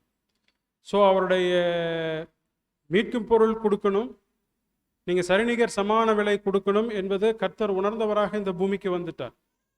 ஆனா வந்த பிற்பாடு என்ன நடக்குது? பிதாவினுடைய கரம் அழுத்துகிறது என்பதை உணர்கிறார். பட்ட பாடுகளினாலேயே கர்த்தர் இயேசு கிறிஸ்து கீழ்ப்படிதலை கற்றுக்கொண்டார் என சொல்லி நம்ம வசனம் வாசிக்கிறோம். ஸோ பிதாவின் கரம் தன்னை அழுத்துகிறது என்று கர்த்தர் உணர்ந்தவுடன் அந்த பழுவை சிரம் தாழ்த்தி சாந்தத்தோடு ஏற்றுக்கொள்கிறார். அப்போ அவருடைய அடிச்சுவடுகளை பின்பற்றக்கூடிய சகோதர சகோதரிகளாக அர்ப்பணிப்பின் மத்தியில் காணப்படக்கூடிய நமக்கு இது போல பிரச்சனைகள் வரும். நாம பழுவாக அதை நாம உணர்ந்து கொள்ளக்கூடாது. ஏதோ ஒரு வகையில ஸ்ட்ரெஸ் அல்லது பல்வேறு பிரச்சனைகளை என்னை அழுத்துகிறதாக சொல்லி நம்ம பார்க்கும்போது, பிரியமானவர்களே, நாம பின்வாங்கி போகிறவர்களாக இல்லாமல், நாம ஊழியம் அதிகமாக செய்கிறோம், கொஞ்சம் குறைச்சிக்கலாம். இல்லை நாம் அதிக பிரயாணங்கள் செய்கிறோம், அதை குறைச்சிக்கலாம். இல்லை நம்ம நோய்வாய்ப்படுறோம், நம்ம ஊழியத்தை குறைச்சிக்கலாம். இல்லை உங்களுக்கு உடம்புல பிரச்சனை ஆகுது, நீங்கள் ஊழியத்தினுடைய வேலை பழுவை நீங்கள் குறைச்சிக்கணும். இல்லை, இன்னும் அதிகமாக எப்படி கர்த்தர் என்ன பண்ணியிருக்காருன்னு சொல்லி பாருங்க. அவர் சிரம் தாழ்த்தி சாந்தத்தோடு ஏற்றுக்கொண்டார். பிரச்சனை வருது, வரத்தான் செய்யும். நோய்வாய்ப்படுறோம், நோய்வாய் வரத்தான் செய்யும். பிரயாண ஊழியங்கள் போகிறதுல சிரமம், போய்த்தான் ஆகணும்.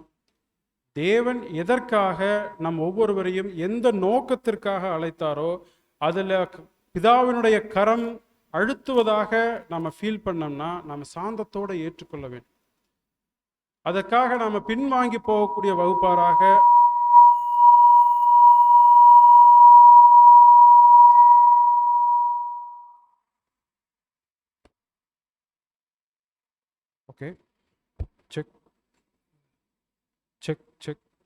பின்வாங்கி போகக்கூடியவராக நாம் அங்கே இருக்கக்கூடாது. பிரியமானவர்கள்,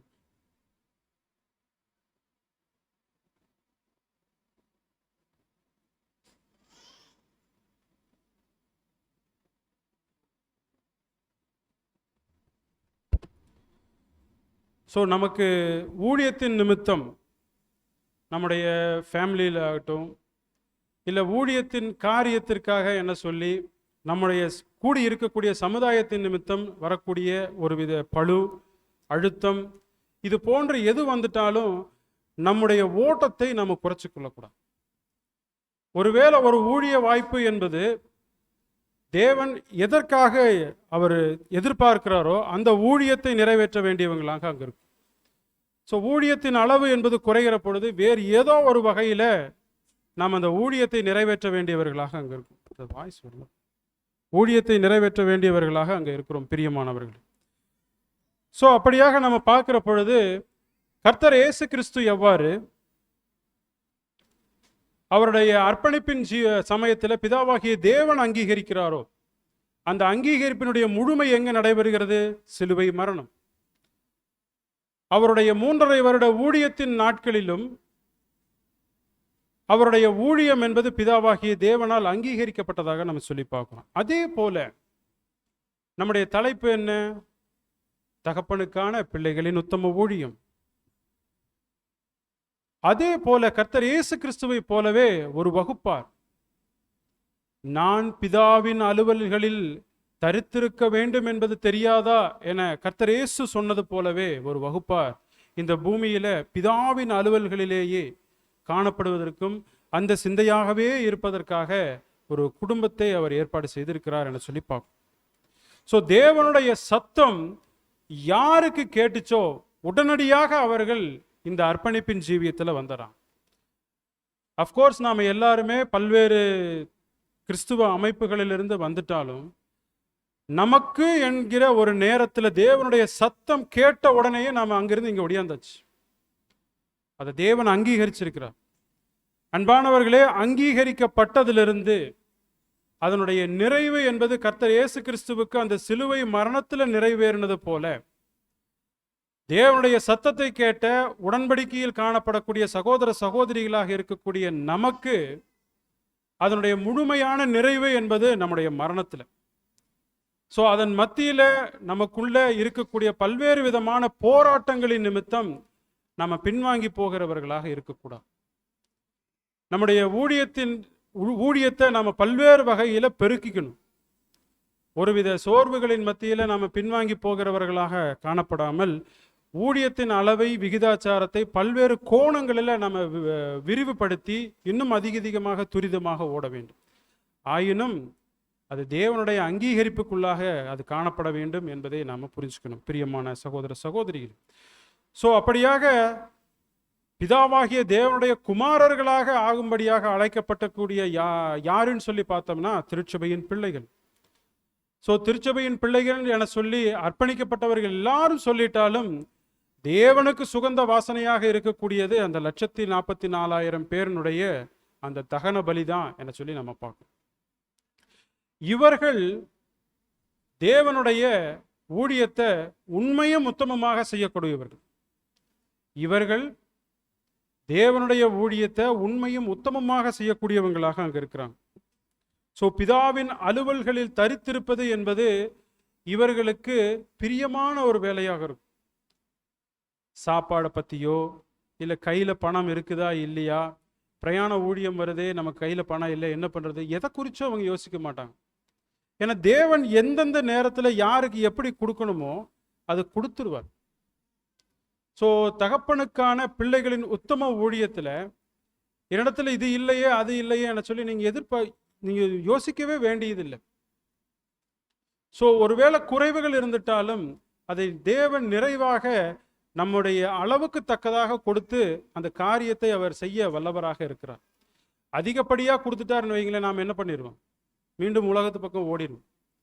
இல்லை ஒரு காரியம் கொடுக்கப்படாமலேயே இருக்கிறதுனால நம்ம பின்வாங்கி போகக்கூடியவர்களாகவும் அங்கே காணப்படக்கூடாது என சொல்லி நம்ம பார்க்கணும். ஸோ கர்த்தர் இயேசு கிறிஸ்துவுக்கு அநேக பாடுகள் இருந்தது என்பது அவர் பின்வாங்கி போகிறதற்காக அந்த பழு கொடுக்கப்படலை. ஸோ அந்த சோதனை பரீட்சை என்பது அவர் நிரூபித்து காண்பிப்பதற்காகத்தான் அங்கே கொடுக்கப்பட்டுச்சு. அதே போல தான் நமக்கும் இந்த அவருடைய அடிச்சுவடை பின்பற்றக்கூடிய நமக்கும் என்ன இது போன்ற பிரச்சனைகள் வருதா, அங்கே நம்ம நிரூபித்து காண்பிக்க வேண்டியவங்களாகத்தான் இருக்கிறோம். வெயிட் பண்ண வேண்டிய நேரத்தில் வெயிட் பண்ணணும், பொறுமையாக இருக்க வேண்டிய நேரத்தில் பொறுமையாக இருக்கணும், சகிப்புத்தன்மையோடு இருக்க வேண்டியதில் சகித்து கொள்ளணும். இது எல்லாமே நமக்குண்டான இந்த மாம்சத்தில் காணப்படக்கூடிய நமக்குண்டான பரீட்சையாக இருக்குது. அவைகளில் நாம் நிரூபித்து காண்பிப்பதற்காகத்தான் இந்த அர்ப்பணிப்பின் ஜீவியத்தினுடைய கால அவகாசம் என சொல்லி நம்ம பார்க்கணும். ஸோ நமக்கு தெரிந்த வகையில் யாரை குறிப்பிடலாம்? கர்த்தர் இயேசு கிறிஸ்துவனுடைய அடிச்சுவடை பின்பற்றி இப்பொழுது நமக்கும் ஒரு எடுத்துக்காட்டாக இருக்கக்கூடியவர்களாக யாரை சொல்லலாம் அப்படின்னு சொல்லி பார்த்தீங்கன்னா அப்போஸ்தலர்கள் சொல்லலாம். அதே போல அந்த கர்த்தர் இயேசு கிறிஸ்து அப்போஸ்தலர்களோட கூட இருந்துட்டு சீஷர்களை நம்ம சொல்ல முடியும். பிற்பாடு நாம் யாரை குறிப்பிட முடியும்? 7 காலகட்ட சபை இப்போ நாம் நகர்ந்து வந்திருக்கிறோம். இதற்கு நமக்கு பெஸ்ட் எக்ஸாம்பிளாக இருக்கக்கூடியவர்கள் 7 கால சபை தூதர்களை நம்மளால சொல்ல முடியும். அன்பானவர்களே, இவங்க எல்லாத்துக்கும் ஒரு பேர் இருக்கு, ஒரு காமனான ஒரு பேர், புது சிருஷ்டி. ஸோ புது சிருஷ்டி என்பவர்கள் அன்பான சகோதர சகோதரிகளே நிரூபித்து காண்பிக்கக்கூடியவர்கள். புது சிருஷ்டி என்பவர்கள் உத்தமத்தன்மையை நிரூபித்து காண்பிக்கக்கூடியவர்களாக அவங்க இருக்கிறாங்க. நம்முடைய மூத்த சகோதரர் ரசல் பிரதர் அவர்கள், அவரை பற்றி ஒரு வசனம் வேதாகமத்தில் கொடுக்கப்பட்டிருக்கு. மத்தேயு 24ஆம் அதிகாரம் 45 மற்றும் 46. ஏற்ற வேளையிலே தன் வேலைக்காரருக்கு போஜனம் கொடுத்து அவர்களை விசாரிக்கும்படி எஜமான் வைத்த உண்மையும் விவேகம் உள்ள ஊழியக்காரன் யாவன்? எஜமான் வரும்போது அப்படி செய்கிறவனாக காணப்படுகிற ஊழியக்காரனே பாக்கியவான். சோ எஜமான் வருகிற பொழுது அப்படி செய்கிறவனே இந்த ஊழியக்காரன். கர்த்தர் இயேசு கிறிஸ்துவனுடைய வந்திருத்தலின் நாட்களில் துரிதமாக வேலை செய்து கொண்டிருக்கிறவரை பார்க்கிறாரு. கர்த்தர் இயேசு கிறிஸ்து அவரை நியமித்து அவர் மூலமாக அநேக சத்திய வெளிச்ச காரியங்கள் நமக்கு கையில் கிடைச்சதுன்னு சொல்லி நம்ம பார்க்குறோம். பிரியமானவர்கள், ஏற்ற வேளையில் தன் வேலைக்காரராகிய ஒவ்வொருவருக்கும் போஜனம் பாடம் கொடுக்கக்கூடிய ஒரு மிகப்பெரிய ஒரு அலுவல்களில், அந்த அலுவல்களில் தேவன் எதிர்பார்த்த வகையில் அங்கே நம்முடைய மூத்த சகோதரர் அதை நிறைவேற்றி முடித்திருந்தார் என சொல்லி நம்ம பார்க்கணும். இதே ஒரு பாதையில தான் ஒவ்வொருவரும் கடந்து வராங்க. பெயர் என்பது 144,000 பேருக்கு புது சிருஷ்டி என்கிற பேர் போதுமானதாக இருக்கு. நம்ம எக்ஸாம்பிள்ஸ் தான் சொன்னோம். அப்போஸ்தலர்கள், சீஷர்கள், 7 கால சபை தூதர்கள், சகோதரர் ரசல் பிரதர் என சொல்லி. அப்போ புது சிருஷ்டி என்கிற பேரின் கீழாக 144,000 பேர்ல நம் ஒவ்வொருவரும் வர வேண்டியது அங்க காரியமாக இருக்கு, பிரியமான சகோதர சகோதரிகள். ஸோ அந்த இடத்துல சொல்லப்படக்கூடிய அந்த உத்தமம் என்கிறது H8003 பர்ஃபெக்ட் என சொல்லி நம்ம பார்க்கணும். சரி, நம்ம எப்படி ஊழியம் செய்வது என சொல்லி நம்ம பார்க்கணும். ஸோ எப்படி உத்தமமாய் இருப்பது அல்லது ஊழியம் உத்தமமாய் செய்வது. அப்போ உத்தமம் என்றால் என்ன? ஸோ உத்தமம் என்கிற வார்த்தை பர்ஃபெக்ட் என வந்து சொல்லப்பட்டிருக்கு. உத்தமம் என்பது அங்க பர்ஃபெக்ட் என வந்து சொல்லப்பட்டிருக்குது, பிரியமான சகோதர சகோதரிகள். பாருங்க, ஒரு சின்ன ஒரு எக்ஸாம்பிள் நம்முடைய புரிதலுக்காக சொல்லலாம். அந்த உத்தமம் என்பதை குறித்து ஒருத்தர் இடத்துல 5 தாலந்து இருக்கு, 5 டேலண்ட்ஸ் அவர் வந்து வச்சிருக்கார். இப்போ அந்த 5 டேலண்ட்ஸ் அவர்கிட்ட இருக்குது. ஆனா அவர் வந்து செய்யக்கூடிய ஊழியம் 3 தாலந்து அளவு தான் செய்யறார். அப்ப அதை நம்ம என்ன சொல்லலாம்? பர்ஃபெக்ட் அப்படின்னு சொல்ல முடியுமா, இல்லை இம்பர்ஃபெக்ட்னு சொல்ல முடியும்? ஒரு இடத்துல 5 தாலந்து இருக்கு, ஆனா அவர் செய்யக்கூடிய ஊழியம் வெறும் 3 தாலந்து தான். அப்ப அது பர்ஃபெக்ட், நல்ல உத்தம ஊழியக்காரனேன்னு கர்த்தர் சொல்லுவாரா? சொல்ல மாட்டாரு. அப்போ இப்போ இன்னொரு அண்டர்ஸ்டாண்டிங் பாருங்க. ஒரு இடத்துல 5 தாலந்து இருக்கு, ஆனா அவருக்கு கிடைச்ச ஊழிய வாய்ப்பு 3 தாலந்து அளவு. அந்த 3 தாலந்து அளவுக்கு அவர் நல்ல வேலை செஞ்சிடறார். அந்த 3 தாலந்து அளவுக்கு வேலை செஞ்சிடறார். ஆனா அவருக்கு 5 தாலந்து இருக்கு. வாய்ப்பு என்பது 3 தாலந்து அளவுக்கு. இப்போ இந்த 3 தாலந்து செஞ்சுட்டார்னா அதை பர்ஃபெக்ட்னு சொல்லாமா, இம்பர்ஃபெக்ட்னு சொல்லாமா? பர்ஃபெக்ட். இப்போ ஒரு இடத்துல தாளந்தே இல்லை, ஆனா ஒரு முயற்சி மேற்கொள்றார், அது என்ன சொல்ல முடியும்? பர்ஃபெக்ட் இல்லைங்களா? ஏன்னா ஒரு முயற்சி மேற்கொள்றார். தேவன் எப்படி பார்க்கிறார்னா அவருடைய இருதய நிலைப்பாட பார்க்கிறார். அவர் முயற்சி மேற்கொள்றார். ஸோ நான் இந்த ஒரு அர்ப்பணிப்பின் ஜீவியத்தில் நான் வந்திருக்கேன், நான் பிரயாசங்கள் படணும், என்னுடைய ஜீவன் பலி ஆகிடணும், பலிப்பீடத்தில் நான் தகனிக்கப்படணும். அதுதான் அந்த இறுதிய நிலைப்பாடு. நம்ம இடத்துல எவ்வளோ டேலண்ட்ஸ் இருக்குது அப்படிங்கிறது முக்கியம் இல்லை, நாம் எந்த இறுதிய நிலைப்பாடோடு அதை நாம் நிறைவேற்றுகிறோம் என்பது தான் அங்கே தேவன் பார்க்குறாராக இருக்கிறார், பிரியமானவர். ஸோ அடுத்த ஸ்லைட் போடுங்க. ஸோ அந்த பர்ஃபெக்ட் என்பது பழைய ஏற்பாட்டில் நம்ம பார்க்குறோம், பிரியமானவர்களே. அதாவது அந்த உத்தமம் என்பது யோசுவாவின் புஸ்தகம் 24:14 வாசிக்க வேண்டாம், இது ஜஸ்ட் ஒரு அண்டர்ஸ்டாண்டிங்கில் இருக்கட்டும். யோசுவாவின் புஸ்தகம் 24:14 வரக்கூடிய அந்த பர்ஃபெக்ட், அங்கே உத்தமம் என்கிற அந்த வார்த்தை தமிழில் கொடுக்கப்பட்டிருக்கும். H8549 இதுவும் அங்கே உத்தமம் என வந்து சொல்லப்பட்டிருக்கும். அதே போல் ஆதியாகமம் புஸ்தகம், அது வேணா வாசிச்சா வாசிச்சிருங்களா, யோசுவா 24:14. ஆகையால் நீங்கள் கர்த்தருக்கு பயந்து அவரை உத்தமமும் உண்மையுமாய் சேவித்து உங்கள் பிதாக்கள் நதிக்கு அப்புறத்திலும் எகிப்திலும் சேவித்த தேவர்களை அகற்றிவிட்டு கர்த்தரை சேவியுங்கள். ஸோ இங்கே சொல்லப்பட்டிருக்கக்கூடிய அந்த உத்தமம் என்பது, அந்த ஸ்லைட் போயிருங்க தம்பி. ஸோ இங்கே சொல்லப்பட்டிருக்கக்கூடிய அந்த உத்தமம் என்பது பாருங்க, பர்ஃபெக்ட் H8549 இதுக்கும் உத்தமம் என வந்து அங்கே சொல்லப்பட்டிருக்கும். ஸோ அதே போல ஆதியாகமம் 29ஆம் அதிகாரம் 19வது வசனம். அதற்கு லாபான், நான் அவளை அந்நிய புருஷனுக்கு கொடுக்கிறதை பார்க்கிலும் அவளை உனக்கு கொடுக்கிறது உத்தமம், என்னிடத்தில் தரித்திரு என்றான். ஸோ இங்கே வந்து உத்தமம்ங்கிற வார்த்தை எங்கே இருக்கு, பட் இதனுடைய புரிதல் என்னவாக இருக்குன்னா, அந்த ஸ்லைடு போங்க. பெட்டர், அவருக்கு கொடுக்கறத விட இவங்களுக்கு கொடுக்கறது பெட்டர். ஸோ பெட்டர் என்பது இங்கே எப்படி மொழியாக்கமாக இருக்குன்னா உத்தமம். இதனுடைய எபிரேய பதம் H2896.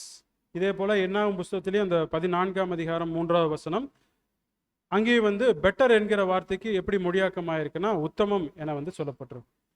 கூட வாசிச்சிருங்க, என்னாகும் 14:24. என்னுடைய தாசனாகிய காலேப் வேறே ஆவியை உடையவனாய் இருக்கிறபடியினாலும் உத்தமமாய் என்னை பின்பற்றி வந்தபடியினாலும் அவன் போய் வந்த தேசத்திலே அவனை சேர பண்ணுவேன், அவன் சந்ததியார் அதை சுதந்திரித்துக் கொள்ளுவார்கள். இந்த இடத்துலயே உத்தமம் என்கிற வார்த்தை காணப்படுது. ஸோ அடுத்ததாக ஒரு புரிதல் இங்கே காணப்படுது. அதனுடைய எபிரேய பதம் நாம் பார்க்குறோம், H8537, உத்தம இருதயத்தோடும். இதனுடைய அர்த்தம் வந்து மாறுது, உத்தம இருதயத்தோடும். ஆங்கிலத்தில் நம்ம பார்க்குறோம் integrity of thy heart. Integrity of thy heart, அதை இதில் ஸ்லைடில் கொண்டு வரல. H8537 integrity of thy heart, ஆதியாகமம் 20ஆம் அதிகாரம் 6வது வசனத்தில் அது கொடுக்கப்பட்டிருக்கும். அடுத்தது ஆங்கிலத்தில் வரக்கூடிய வார்த்தை பெஸ்ட் அப்படின்னு சொல்லி ஒரு வார்த்தை வரும். அதுக்கு தமிழாக்கம் எப்படி பண்ணியிருக்காங்கன்னா உத்தமம் என சொல்லி அவங்க கொடுத்துருப்பாங்க. அதனுடைய எபிரேய பதம் H4315, அது ஸ்லைடில் கொண்டு வர முடியல. H4315 என்பது பெஸ்ட் என வந்து கொடுக்கப்பட்டிருக்கும். இது பெஸ்ட்டாக, உத்தமமாக, அதாவது நீங்கள் உங்கள் இடத்துல இருக்கக்கூடியதை பெஸ்ட்டாக செய்யுங்கன்னு சொல்லுவீங்களா, அதுக்கு வந்து மொழியாக்கம் எப்படி கொடுத்துருக்காங்கன்னா அதுக்கும் உத்தமமானதை என வந்து சொல்லியிருக்கிறாங்க.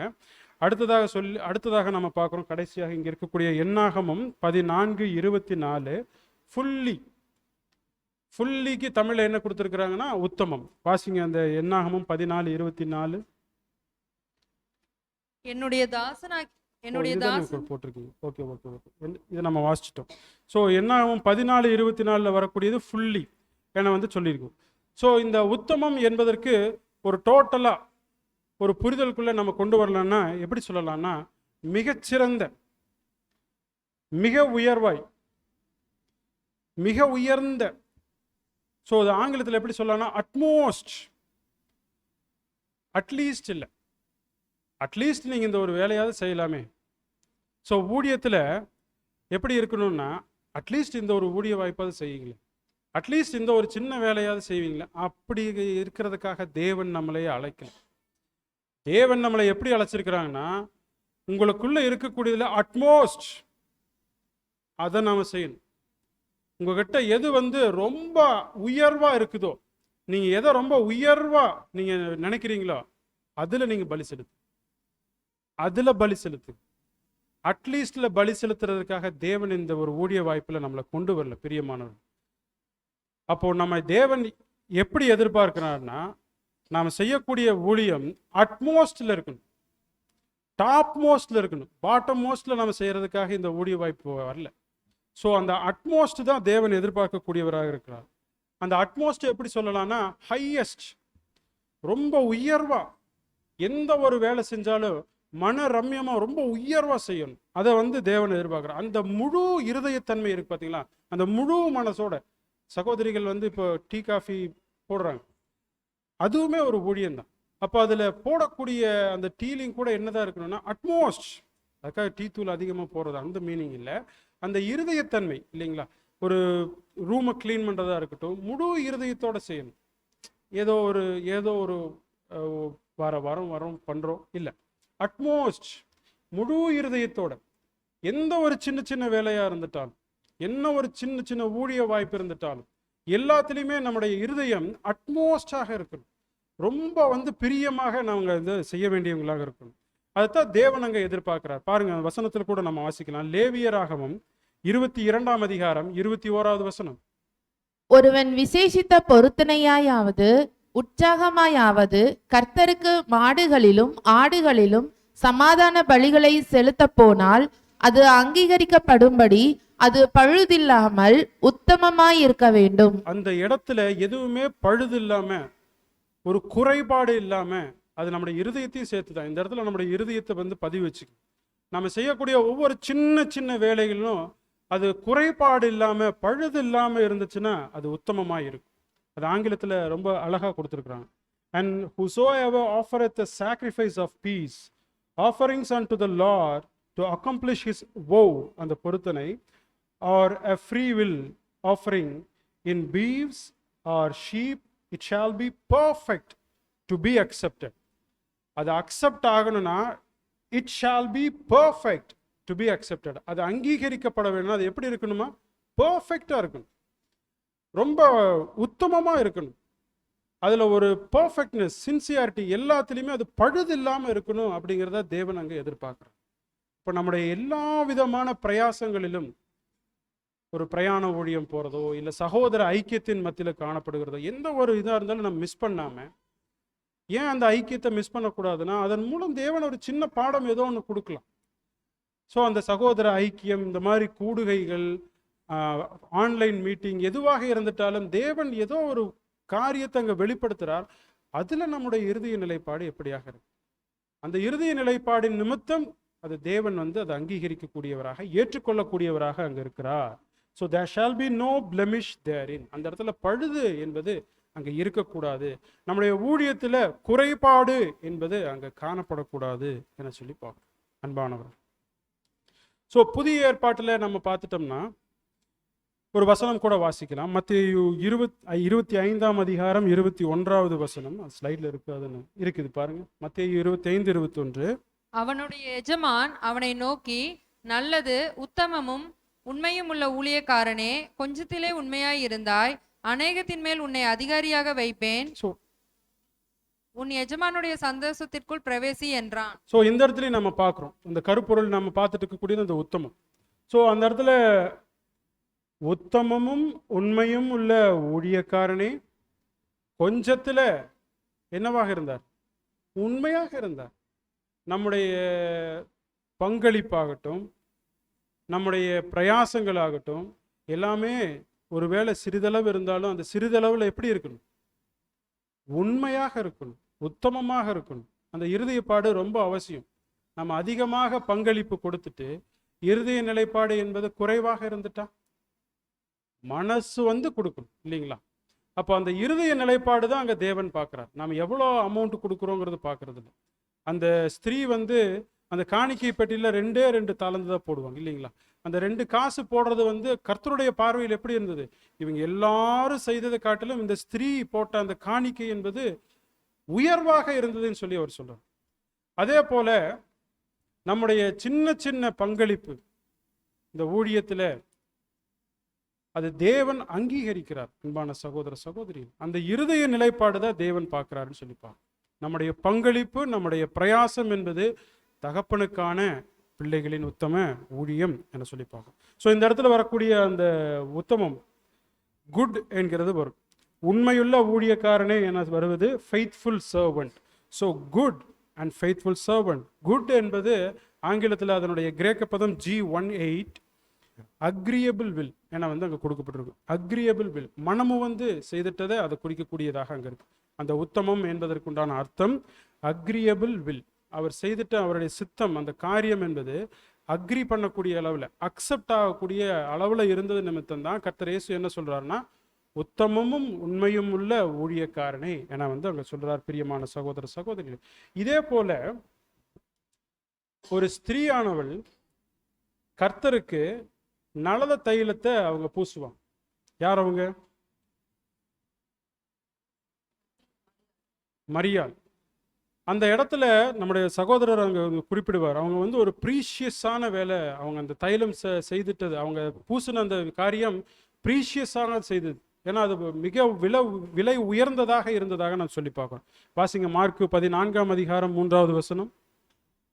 அவர் பெத்தானியாவில் குஷ்டரோகியாய் இருந்த சீமோன் வீட்டிலே போஜன பந்தி இருக்கையில் ஒரு ஸ்திரீ விலையேற பெற்ற நலதம் என்னும் உத்தம தைலமுள்ள வெள்ளைக்கல் பரணியை கொண்டு வந்து அதை உடைத்து அந்த தைலத்தை அவர் சிரசின் மேல் ஊற்றினாள். ஸோ நம்ம இங்கே பார்க்குறோம் பிரியமான சகோதர சகோதரிகளே, அந்த உத்தம தைலம் என வந்து கொடுக்கப்பட்டிருக்கு. உத்தம தைலம் என்பதற்கு அர்த்தம் என்னன்னு சொல்லி பார்த்தீங்கன்னா ப்ரீஷியஸ். ஸோ அவங்க கிட்ட இருந்ததுலேயே பெட்டரான ஒரு பொருள், அதனுடைய வாசனை வந்து மிக உயர்ந்ததாக இருக்குது. அது செய்யக்கூடிய அந்த முறை என்பது மிக உயர்ந்த, விலைவாசி உயர்ந்ததாக அங்கே இருந்ததுன்னு சொல்ல வைக்கிறதுக்கு உண்டான அர்த்தம் அங்கே ப்ரீஷியஸ் என வந்து ஆங்கிலத்தில் காணப்படும். அது தமிழில் வந்து உத்தம தைலம் என வந்து கொடுக்கப்பட்டிருக்கு. ஸோ ட்ரூ யோக்ஃபுல் ஃபெலோவாக நாம் அங்கே இருக்க வேண்டும் என்பதற்கு இது ஒரு அடையாளமாக அங்கே காணப்படுது பிரியமானவர்கள். சரி, இப்போ உத்தமம் என்பதை குறித்து நம்ம பார்த்துட்டோம். அப்போ உத்தமமா எப்படி நடப்பது? உத்தமமாய் எப்படி நடப்பது? இது ரொம்ப முக்கியம் இல்லைங்களா? உத்தமம்னா என்னென்ன நம்ம பார்த்துட்டு வந்துட்டோம். உத்தமமா நான் எப்படி நடக்கிறது, அது எப்படி தேவன் அங்கீகரிக்க முடியும்? அதுக்கு நம்ம எங்கே தான் போகணும்? வேதாகமத்துக்கு தான் நம்ம போகணும். மீண்டுமாக அந்த வசனம் வாசிக்கலாம். ஆதியாகம புஸ்தகம் 6ஆம் அதிகாரம் 9வது வசனம். நோவாவின் வம்ச வரலாறு. நோவா தன் காலத்தில் இருந்தவர்களுக்குள்ளே நீதிமானும் உத்தமனுமாய் இருந்தான். நோவா தேவனோடே சஞ்சரித்து கொண்டிருந்தான். ஸோ இந்த இடத்துல நம்ம முதல் வசனமே இதுதான் நம்ம தியானிச்சோம். ஸோ தேவனுக்கு முன்பாக நோவா எப்படியாக இருந்தார்? பர்ஃபெக்ட், உத்தமமாக இருந்தார் என சொல்லப்பட்டிருக்கும். ஸோ இதனுடைய அர்த்தம் நம்ம பார்த்துட்டோம்னா, நோவா அவர் வாழ்ந்துட்ட காலத்துல உத்தமமா இருந்ததுக்குண்டான அர்த்தம் என்ன தெரியுங்களா? எல்லாரும் அங்க என்ன பண்ணிட்டு இருந்தாங்க? தேவ குமாரர்கள் மனுஷ குமாரத்திகளோடு கலந்து ராட்சச சந்ததி உருவாகிட்டு இருந்துச்சு. அங்க கலாச்சாரமே நாசமா போயிருந்தது என சொல்லி பார்க்கிறோம். அப்படியாக அந்த கலாச்சார முறைமையே தவறுதலாக போயிட்டு இருந்த நாட்கள்ல நோவா அவர் தன்னை கரைத்தறையற்றவராக காத்து கொண்டிருந்தார். ஸோ அந்த பர்ஃபெக்ட் என்பதற்குண்டான அர்த்தம் தேவன் அந்த இடத்துல என்ன குறிப்பிடுறாருன்னா, uncontaminated by the fallen angels and their influence. Uncontaminated by the fallen angels and their influence. Photodrama of Creation, page number 16, Sermon book 97, paragraph 2. பிரியமானவர்களே, ஸோ அங்கே தூதர்கள் வந்துட்டு அந்த காலப்பகுதியில் அவர்கள் மனுஷ குமாரத்திகளை பார்த்து ராட்சச சந்ததி உருவாகுது. எல்லாமே தவறுதலாய் நடக்கக்கூடிய அந்த கால சூழ்நிலைகள், அன்கண்டாமினேட்டட் பை த ஃபாலன் ஏஞ்சல்ஸ்னா, ஸோ அந்த தவறுதலாக நடந்துட்ட எல்லாத்தையும் பார்த்துட்டு அந்த கலாச்சாரமே தவறாக போய் கொண்டிருந்ததன் மத்தியில் அவர் உத்தமமாக இருந்தார், அவர் நேர்மையாக இருந்தார், தவறுதலுக்கு தன்னை உட்படுத்தி கொள்ளவில்லை என்பதாக சொல்லிப்பார். அந்த இன்ஃப்ளூவன்ஸுக்கு அவர் உள்ள போகல. ஸோ இதிலிருந்து தான் நமக்கு உண்டான பாடம், உத்தமமாக நடந்து கொள்வது என்பதற்குண்டான பாடம் என்னன்னு சொல்லி பார்த்தோம்னா, இந்த பூமியில நம்மளை சுற்றி என்னதான் இருக்கு? நன்மைக்கு ஏதுவான காரியம் இருக்கா? இல்லை. பிரியமானவர்களே, நம்மை சுற்றி எல்லாமே சூழல் எப்படி இருக்குன்னா, நாம் விழுந்து போவதற்கும் நம்ம வழி விலகி போவதற்கும் தான் அநேக சாத்தியக்கூறுகள் இருக்கு. நம்ம கையிலேயே இருக்கக்கூடிய மொபைல் ஃபோன், அது நாம் நல்லதுக்கு பயன்படுத்தணும்னா அதுமையான அதே போல ஒரு அருமையான ஒரு சாதனம் இல்லை. ஊழியத்திற்கு ரொம்ப ரொம்ப உபயோகமாக இருப்பதற்கு என்று தேவன் கொடுத்தது, அதை நாம் எப்படி வேணாலும் பயன்படுத்தலாம். ஸோ இப்படியாக நம்மை சுற்றி இருக்கக்கூடிய பல்வேறு சூழல் நம்மை வழி விலகி போவதற்கு அது செய்யும். ஸோ அங்கே சொல்லப்பட்ட நோவாவின் சமயத்தில் அந்த கலாச்சார மாறுபாடு தவறுதலுக்கு போகிறதுக்கு காரணம் என்னன்னா, அந்த தூதர்களுடைய இன்ஃப்ளூவன்ஸ். அதே போல மனுஷர்களும் அதற்கேற்றார் போல அந்த தவறுதலுக்கு தங்களை உடன்படுத்தி கொண்டாங்க. அப்போ இந்த காலத்திலும் கடைசி காலத்தில் இருக்கக்கூடிய நமக்கும் இது போன்ற பல்வேறு சூழல்கள் அங்கே கடந்து வரும் அன்பானவர்கள். அப்படி கடந்து வருகிற பொழுது நாம் அந்த இன்ஃப்ளூயன்ஸ்குள்ளே போய் மாட்டிக்கூடும். ஸோ நோவா எப்படி ஒரு பெஸ்ட் எக்ஸாம்பிளாக அங்கே இருந்துட்டாரோ, அப்போ நோவா வகுப்பாராக அழைக்கப்பட்டிருக்கக்கூடிய நமக்கு, திருச்சபையின் பிள்ளைகளாக இருக்கக்கூடிய நமக்கு பல்வேறு சூழ்நிலைகள் இது போல கடந்து வரும். அப்போ அதன் மத்தியில் நாம் உத்தமத்தன்மையை காமிக்கணும். இது நமக்குண்டான பரீட்சை, இது நமக்குண்டான பரீட்சை. இது டெஸ்டிங்கில் நாம் இருக்கிறோம். எடுத்த உடனே நாம் நாட் ஓன்லி மொபைல் மட்டும் நம்ம எடுத்துக்க வேண்டாம். பல்வேறு சூழல்கள், எதிர்ப்புகளாக இருக்கட்டும், இல்லை நம்ம வாழக்கூடிய சமுதாயத்தின் மத்தியில் நமக்கு வரக்கூடிய பிரச்சனைகள், அதில் நம்முடைய உண்மைத்தன்மை எப்படி நம்ம காமிக்கிறோம், இது போல நம்முடைய இருதய நிலைப்பாடு எப்படி செயல்படுகிறது, இதைத்தான் தேவன் கண்ணோக்கிட்டு இருக்கிறார். நாம் அவரிடமிருந்தும் மறைந்து எந்த ஒரு காரியத்தையும் செய்ய முடியாது. இருட்டில் தானே இருக்கிறோம் என சொல்லி நம்ம இருட்டின் மத்தியில் செய்யக்கூடியதாக இருந்துட்டாலும் அவருக்கு பட்ட பகலுடைய வெளிச்சமாக அங்கே இருக்கு. ஸோ எல்லா விதமான நேரங்களிலும், எஸ்பெஷலி திருச்சபையின் பிள்ளைகளாக அழைக்கப்பட்டிருக்கக்கூடியவர்கள் மீது தேவனுடைய பார்வை, தேவனுடைய எதிர்பார்ப்பு என்பது அதிகமாக இருக்கு. பிரியமான சகோதர சகோதரிகள், ஸோ நமக்கு இருக்கக்கூடிய இந்த மாம்சம், நாம் இந்த ஒரு கூடுகைக்குள்ளே தான் இருக்கிறோம். இந்த ஒரு மாம்சத்தில் தான் நம்ம இருக்கிறோம் என்பது நமக்கு அதுவே ஒரு எதிராளியாக இருக்கு. நாம் சிந்திக்கக்கூடிய சிந்தனை, நம்மை சுற்றி இருக்கக்கூடிய இந்த சமுதாயம், நம்முடைய ஃப்ரெண்ட்ஸு, ரிலேட்டிவ்ஸு, ஈவன் நம்மளோட மனைவியாக இருந்துட்டா கணவனாகட்டும், கணவனாக இருந்துட்டா மனைவியாகட்டும், பிள்ளைகளாக இருந்துட்டா பெற்றோர்களாகட்டும், பெற்றோர்களாக இருந்துட்டா பிள்ளைகளாகட்டும் என சொல்லி நம்முடைய நீதி என்பது பரிசோதிக்கப்பட்டு கொண்டே இருக்கிறது. நம்முடைய உண்மைத்தன்மை என்பது பரிசோதிக்கப்பட்டு கொண்டே இருக்குது. இவங்கள் மூலியமாகவும் நமக்கு என்ன வரலாம்? சோதனைகள் வரும், பரீட்சைகள் வரும். ஸோ இதில் எல்லா சூழ்நிலைகளின் மத்தியிலும் நம்ம உண்மைத்தன்மையை காமிக்கும். ஸோ உண்மைத்தன்மை காமிப்பது என்பது உண்மையாக நடந்து கொள்வது. சகோதர சகோதரிகளின் மத்தியில் கூடுகைக்குள்ளாக இந்த அறைகளுக்குள்ளாக மட்டும் நம்முடைய உண்மைத்தன்மை காமிக்கிறது. நம்முடைய அலுவல்களிலாகட்டும் எல்லா நேரங்களிலும் அந்த உண்மைத்தன்மை காமிக்கணும். ஒரு சின்ன ஒரு எக்ஸாம்பிள் சொல்லலாமே. இப்போ ஒரு ஸ்டூடெண்ட்டாக இருக்கிறோன்னு வைங்க, ஒரு நாள் லீவ் போடுறோம், லீவ் போட்டுட்டோம், லீவ் போட்டதுக்கப்புறம் ஒரு எக்ஸ்ப்ளனேஷன்ஸ் கேட்குறாங்க. உண்மையிலையுமே உடம்பு சரியில்லாமல் இருந்திருக்கலாம். ஒரு சூழ்நிலையின் நிமித்தம் அடுத்த நாள் அவங்க பேரண்ட்ஸை அவங்க குழந்தைய கூட்டிகிட்டு ஊருக்கு போகும். அப்படி ஒரு சம்பவமாக எடுத்துக்கலாம். இப்போ என்ன சொல்ல வேண்டியதாக இருக்குது, 2 நாள் லீவ் ஆகுது. முதல் நாள் உடம்பு சரியில்லாமல் போனது, ஓகே, கண்டிஷன்ஸ் அக்செப்டட். 2வது நாள் என்ன இப்போ சொல்லி ஆகணும், தாத்தா இறந்துட்டாங்க, பாட்டி இறந்துட்டாங்க, இந்த மாதிரி சொல்கிறோம் இல்லைங்களா? ஸோ அந்த தாத்தா பாட்டி எத்தனை தடவை தான் வந்து கொல்லுவாங்களோ தெரியல. ஸோ இப்படியாக 2வது நாள் என்ன நடந்திருக்குங்க, என்ன நடந்திருக்குங்க, அந்த ஸ்டூடெண்ட் என்ன பண்ணியிருக்காரு, பொய் சொல்லியிருக்காரு. அது தேவனுடைய பார்வையில் எப்படி இருக்கு? ஸோ என்ன கண்டிஷனோ அதை நம்ம அப்பாலஜைஸ் பண்ணிடணும். என்ன கண்டிஷனோ நம்மளை தவறுதலாக நினைச்சிருவாங்க அப்படிங்கிறக்காகத்தான் நம்ம பொய் சொல்கிறோம்.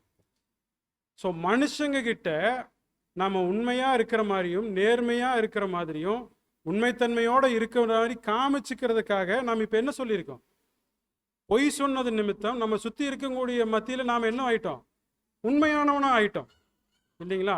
ஒரு கரெக்டாக தாங்க சொல்லுவார், அவர் சொன்ன பொய்யே இருக்காது. பட் அங்கே என்ன நடந்துருச்சு, பொய் சொல்லியிருக்கிறார். தேவன் பார்வையில் அது என்னவாயிருச்சு, தவறுதல் ஆயிடுச்சு. அந்த இடத்துல நான் என்னவாயிருக்கேன், என்னுடைய உண்மைத்தன்மை மிஸ் ஆயிடுச்சு. அன்பான சகோதர சகோதரியில பெரிய தவறு இல்லை, ஆனால் என்ன ஆச்சு, தவறு தான். பிரியமான சகோதர சகோதரிகளை, இப்படியாக எல்லா ஒரு சின்ன சின்ன நீர்த்துளிகள் சேர்ந்தா தானே பெருவெள்ளாகும். ஸோ சின்ன சின்ன விஷயங்களிலும் நம்முடைய உண்மைத்தன்மை பார்க்கும்போது தேவன் அங்கே என்ன பண்றாரு, ஓகே, உண்மையும் உத்தமமான ஊழியக்காரனே, நீ கொஞ்சத்துல நீ உண்மையா இருந்த. ஸோ கொஞ்சத்துல நீ உண்மையா இருந்ததுனால உன்னை அநேகம் காரியங்களுக்கு நான் உன்னைய ஊழியக்காரனாக நியமி. அந்த சின்ன சின்ன விஷயங்களையும் தேவன் அங்கே எதிர்பார்க்கிறார். சின்ன சின்ன ஊழியத்திலையும் தேவன் அங்கே என்ன பண்றாரு, பிளஸ்ஸிங் பண்றார். பிரியமான சகோதர சகோதரி, அப்போ உத்தமமா எப்படி நடப்பது, வெரி சிம்பிள். நம்முடைய அன்றாட வாழ்க்கையில சின்ன சின்ன விஷயங்களையும் எப்படி இருக்கணும், உண்மையா இருக்கணும். சின்ன சின்ன விஷயத்திலேயும் உண்மையா இருந்தா தான் ஊழியத்துல உண்மையா இருக்க முடியும். அன்பானவர்கள், நம்ம சமுதாயத்தின் மத்தியிலும் நம்முடைய வேலையின் அலுவல்களின் மத்தியிலும் நம்ம எந்த இடத்துல இருந்துட்டாலும் அந்த சின்ன சின்ன விஷயங்கள்ல உண்மையா இருந்தா தான் தேவனுடைய பார்வையில் நம்ம அறுதியுள்ளவர்களாக இருக்க முடியும், அக்செப்ட் ஆக முடியும். அன்பான சகோதர சகோதரிகள், அப்படி இருந்தா தான் வசனம் பாருங்க, சங்கீதம் 25:21, உத்தமமும் நேர்மையும் என்னை காக்க கடவது. உத்தமமும் உண்மையும் தான் என்ன பண்ணும், நம்மளையே காத்து கொள்ளும்.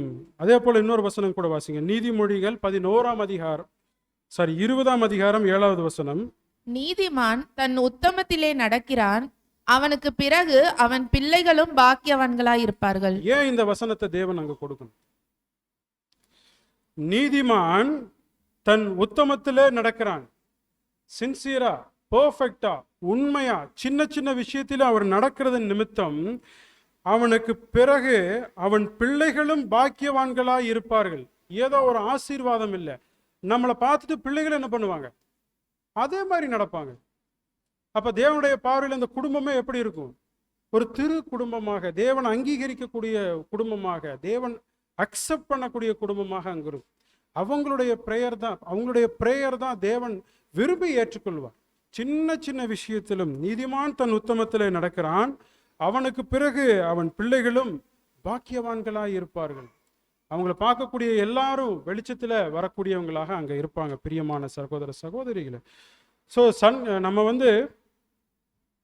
நம்முடைய தனிப்பட்ட வாழ்க்கையிலும் சரி, நமக்கு வரக்கூடிய எந்த ஒரு நேரத்திலும் சரி, நம்முடைய பரீட்சை என்பது அங்கே இருக்கு. நாம் மற்ற உலக ஜனங்களை போல அல்ல. நமக்குண்டான இந்த நாடக மேடை, அதாவது நாம் இருக்கக்கூடிய இந்த வாழ்க்கை, நமக்கு இருக்கக்கூடிய இந்த ஊழியத்தின் நாட்களின் மத்தியில் நம்முடைய ஜீவியம் இருக்கக்கூடிய இந்த நாடக மேடையில் நாம் நாடகர்களாக அல்ல, மாய்மாலம் செய்கிறவர்களாக நாம் அழைக்கப்படும். சகோதர சகோதரிகளின் மத்தியில் நாம் எளிமையாக நம்ம நம்மளை பர்ஃபெக்டாக காமிச்சிட்டு போயிட முடியும். பட் தேவன் அதற்காக நம்மளை அழைக்கல. நாம் மாய்மாலம் செய்வதற்காக அழைக்கப்படாமல், பிரியமான சகோதர சகோதரிகளே, உத்தமமாய் நாம் நடப்பதற்கு நாம் அழைக்கப்பட்டிருக்கோம். வாசிங்க நீதிமொழிகள் 28ஆம் அதிகாரம் 18வது வசனம். உத்தமனாய் நடக்கிறவன் ரட்சிக்கப்படுவான், மாறுபாடான இருவழியில் நடக்கிறவனோ அவற்றில் ஒன்றிலே விழுவான். ஸோ நாம் ரட்சிக்கப்படுவதற்கு நம்முடைய அர்ப்பணிப்பின் ஜீவியத்தில் நமக்குண்டான ரட்சிப்பு என்பது பொதுவான ரட்சிப்பா, பெரிதான ரட்சிப்பு? கொஸ்டின் புரியுதுங்களா? நம்முடைய ரட்சிப்பு, நாம் இந்த அர்ப்பணிப்பின் ஜீவியத்தில் வந்திருக்கோம். நம்முடைய ரட்சிப்பு என்பது பொதுவான ரட்சிப்பா, பெரிதான ரட்சிப்பா? பெரிதான ரட்சிப்பு. ஸோ அதுக்குண்டான ஃபார்முலா ஈஸியாக இங்கே கொடுத்துருக்காங்க. உத்தமமாய் நடக்கிறவன் ரட்சிக்கப்படுவான். உத்தமமாய் நடக்கிறவங்க தான் ரட்சிக்கப்படுவாங்க. கர்த்தர் இயேசு கிறிஸ்து இதை நிறைவேற்றி முடித்தார். அவருடைய எல்லா விதமான ஊழியத்தின் நேரத்திலும் அவர் தன்னுடைய உத்தமத்தை அவர் கைவிடவே இல்லை. அதன் நிமித்தம் தான் தேவன் என்ன பண்ணியிருக்காருன்னா, அந்த பெரிதான ரட்சிப்புக்குள் முதன்மையானவராக அங்கே கொண்டு வந்திருக்கிறார். அன்பான சகோதர சகோதரிகள், நம்ம சற்று யோசிச்சு நமக்கு அனுமதிக்கப்படக்கூடிய ஒரு அனுபவமாகட்டும், நமக்கு அனுமதிக்கப்படக்கூடிய சூழ்நிலையிலாகட்டும், நம்ம என்ன பண்ணணும்னா, பிரியமான சகோதர சகோதரிகளே, எல்லா காரியங்களிலும் அந்த உத்தம தன்மையை காண்பிப்பதற்கு நம்ம வெகுண்டெழுந்து அவசரப்பட்டு காரியத்தை செய்யாம சற்று யோசிச்சு பொறுமையோட எல்லா காரியங்களையும் கையாள வேண்டியவங்களாக இருக்கும்.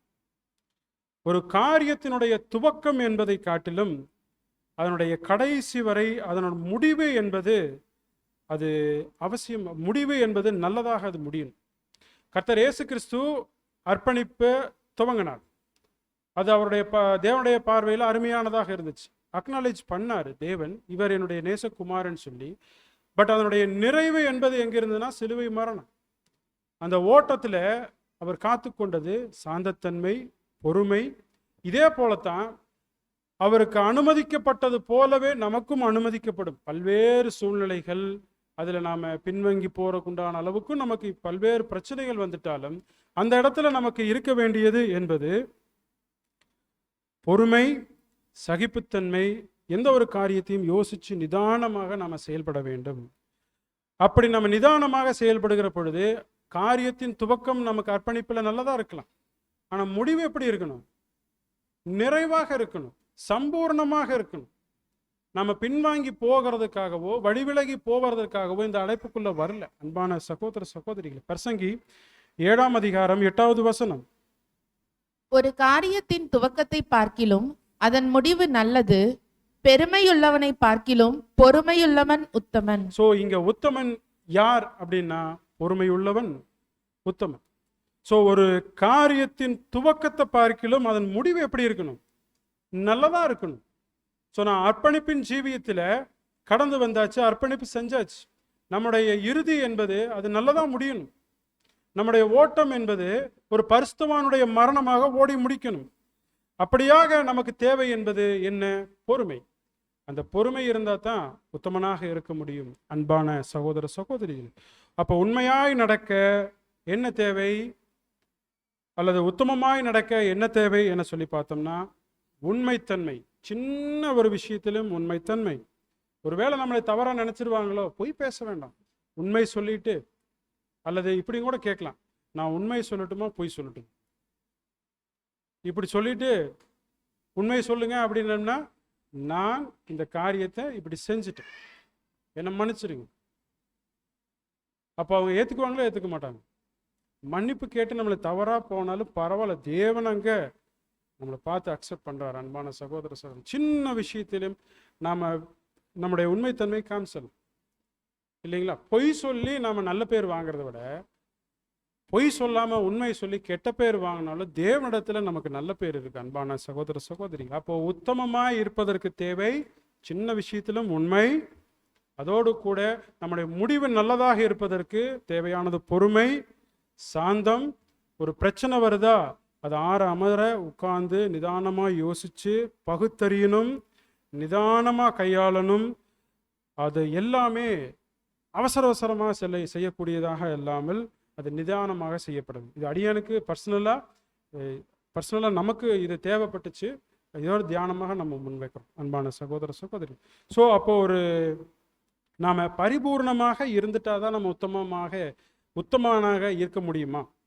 ஸோ நம்ம பரிபூர்ணர்களாக இருந்துட்டா தான். ஏன்னா கர்த்தர் இயேசு கிறிஸ்து பரிபூர்ணராக இருந்தார்.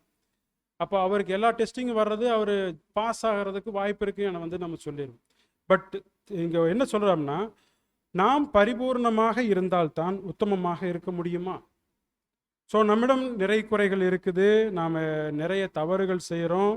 தவறுகளையே எண்ணி எண்ணி நாம் துவண்டு போகிறதுக்கு உண்டான வாய்ப்பு இருக்குது.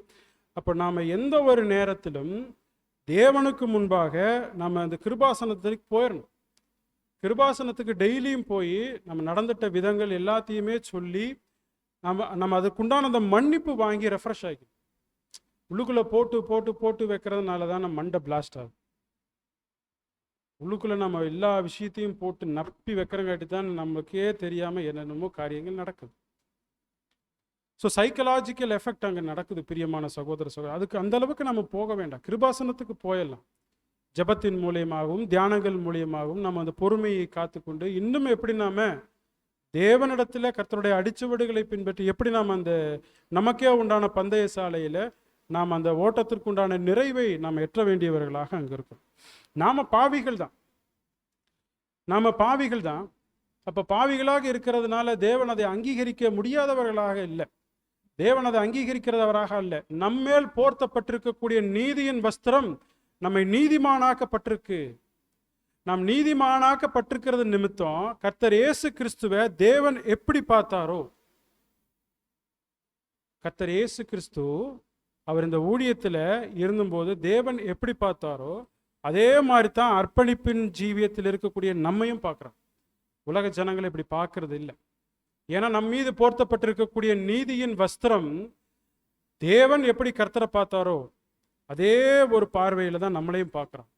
தேவன் எப்படி கர்த்தர் இயேசு கிறிஸ்துவனுடைய ஊழியத்தை எதிர்பார்த்தாரோ அதே போலத்தான் நம்முடைய ஊழியத்தையும் நம்முடைய சிந்தையும் நாம் நடக்கக்கூடிய எல்லா காரியங்களையும் அவர் கண்ணோக்குகிறாராக இருக்கிறார் என சொல்லி நம்ம பார்க்கணும். அப்போ நாம் தவறுகள் செய்கிறது நிமித்தம் நாம் தேவனுக்கு முன்பாக நிற்கவே முடியாதே அப்படிங்கிறதாக அல்ல. வசனம் வாசிக்கிறோம். சங்கீதம் 130 அதிகாரம் 130 சங்கீதம் 3 மற்றும் 4.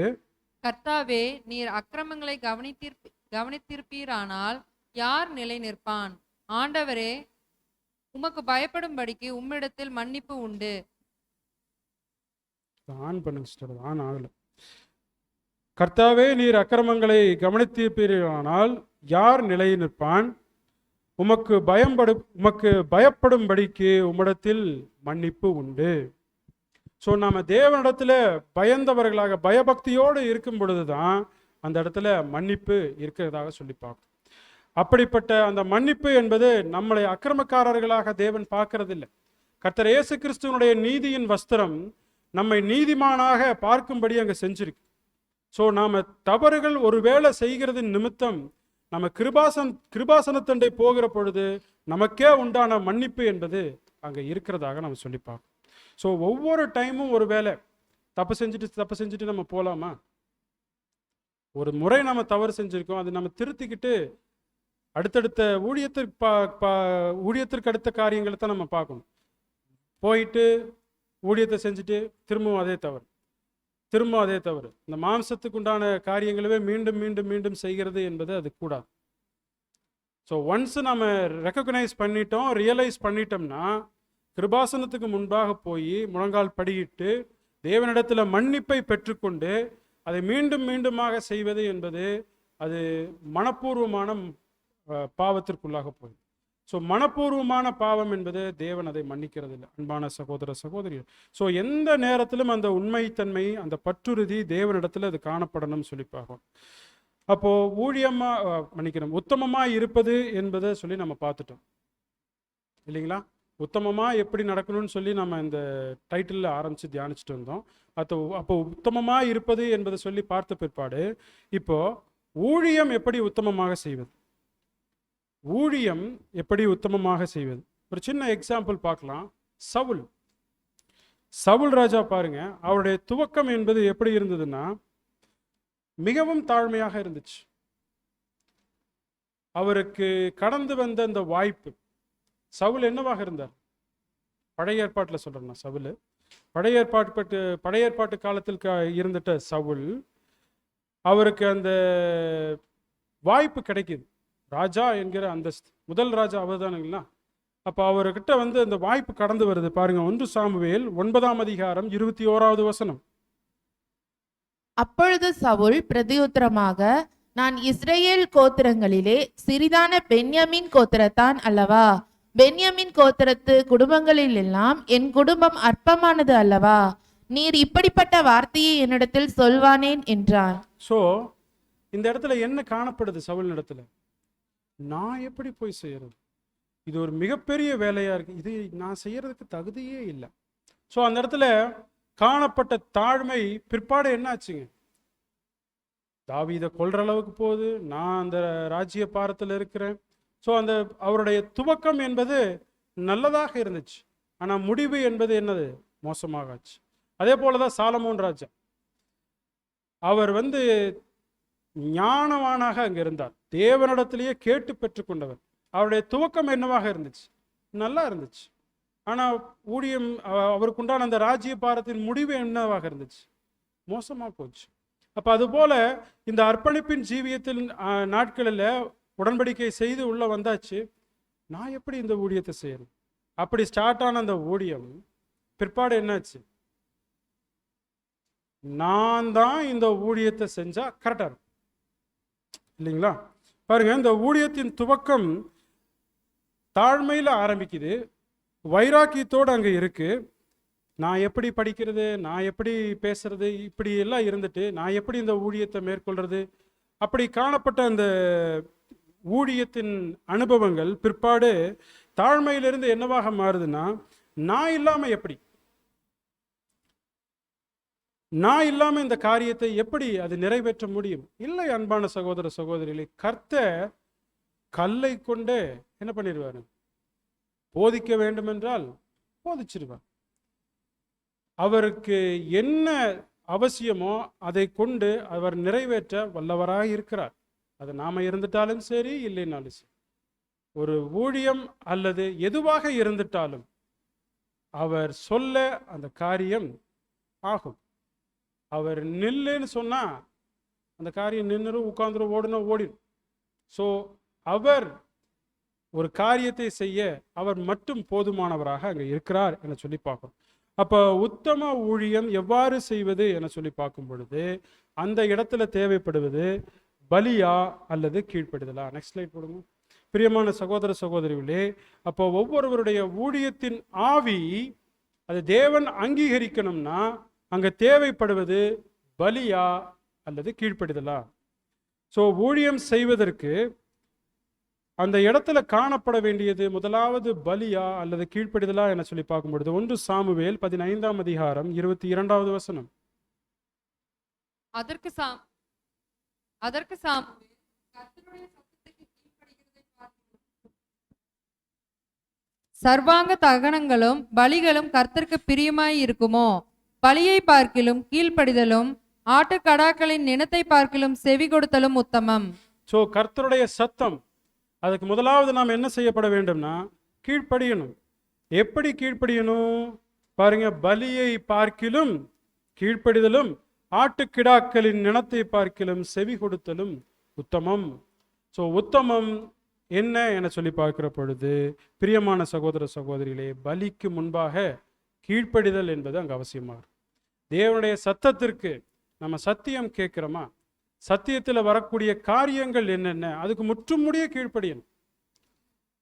ஸோ சத்தியத்தை ஏற்றுவதற்கு மன்னிக்கணும், சத்தியம் என்பது கடந்து வருகிறது. நாம் ஸ்டஃப் ஏற்றுறதுக்காக நாம் இங்கே அழைக்கப்படல.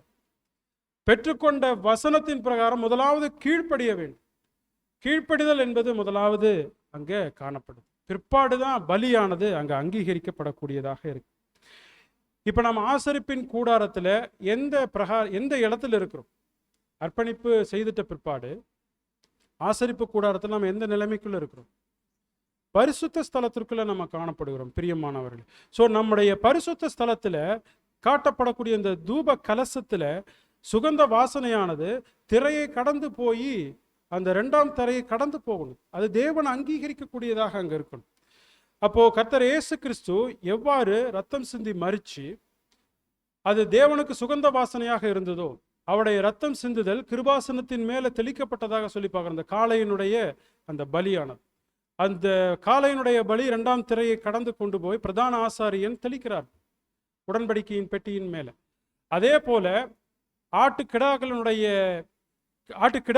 அந்த பலியானது, அந்த ரத்தம் சிந்துதலானது பிரதான ஆசாரியன் கொண்டு போய் தெளிக்கப்படணும். அவ்வாறு தெளிக்கப்படும் பொழுதுதான் அது அங்கீகரிப்புக்குள்ளாக அது கடந்து வருகிறது என சொல்லி பார்க்கிறோம். அதே போலத்தான் கர்த்தர் இயேசு கிறிஸ்துவனுடைய பலி அங்க நிறைவேறி முடிஞ்சிருக்கு. அப்போ அவருடைய அடிச்சுவடை பின்பற்றக்கூடிய நாம் நம்முடைய பலி பிரதான ஆசாரியன் கொண்டு போய் ரத்தம் தெளிக்கணும். அப்ப அந்த வகையில நம்முடைய ரத்தம் சிந்துதல் என்கிறதான அந்த பிரயாசங்களும் ஊழியங்களும் பலிகளும் அங்க காணப்படும். அது அங்கீகரிக்கப்படலைன்னா பிரதான ஆசாரியன் கொண்டு போய் அங்க ரத்தம் தெளிப்பாரா?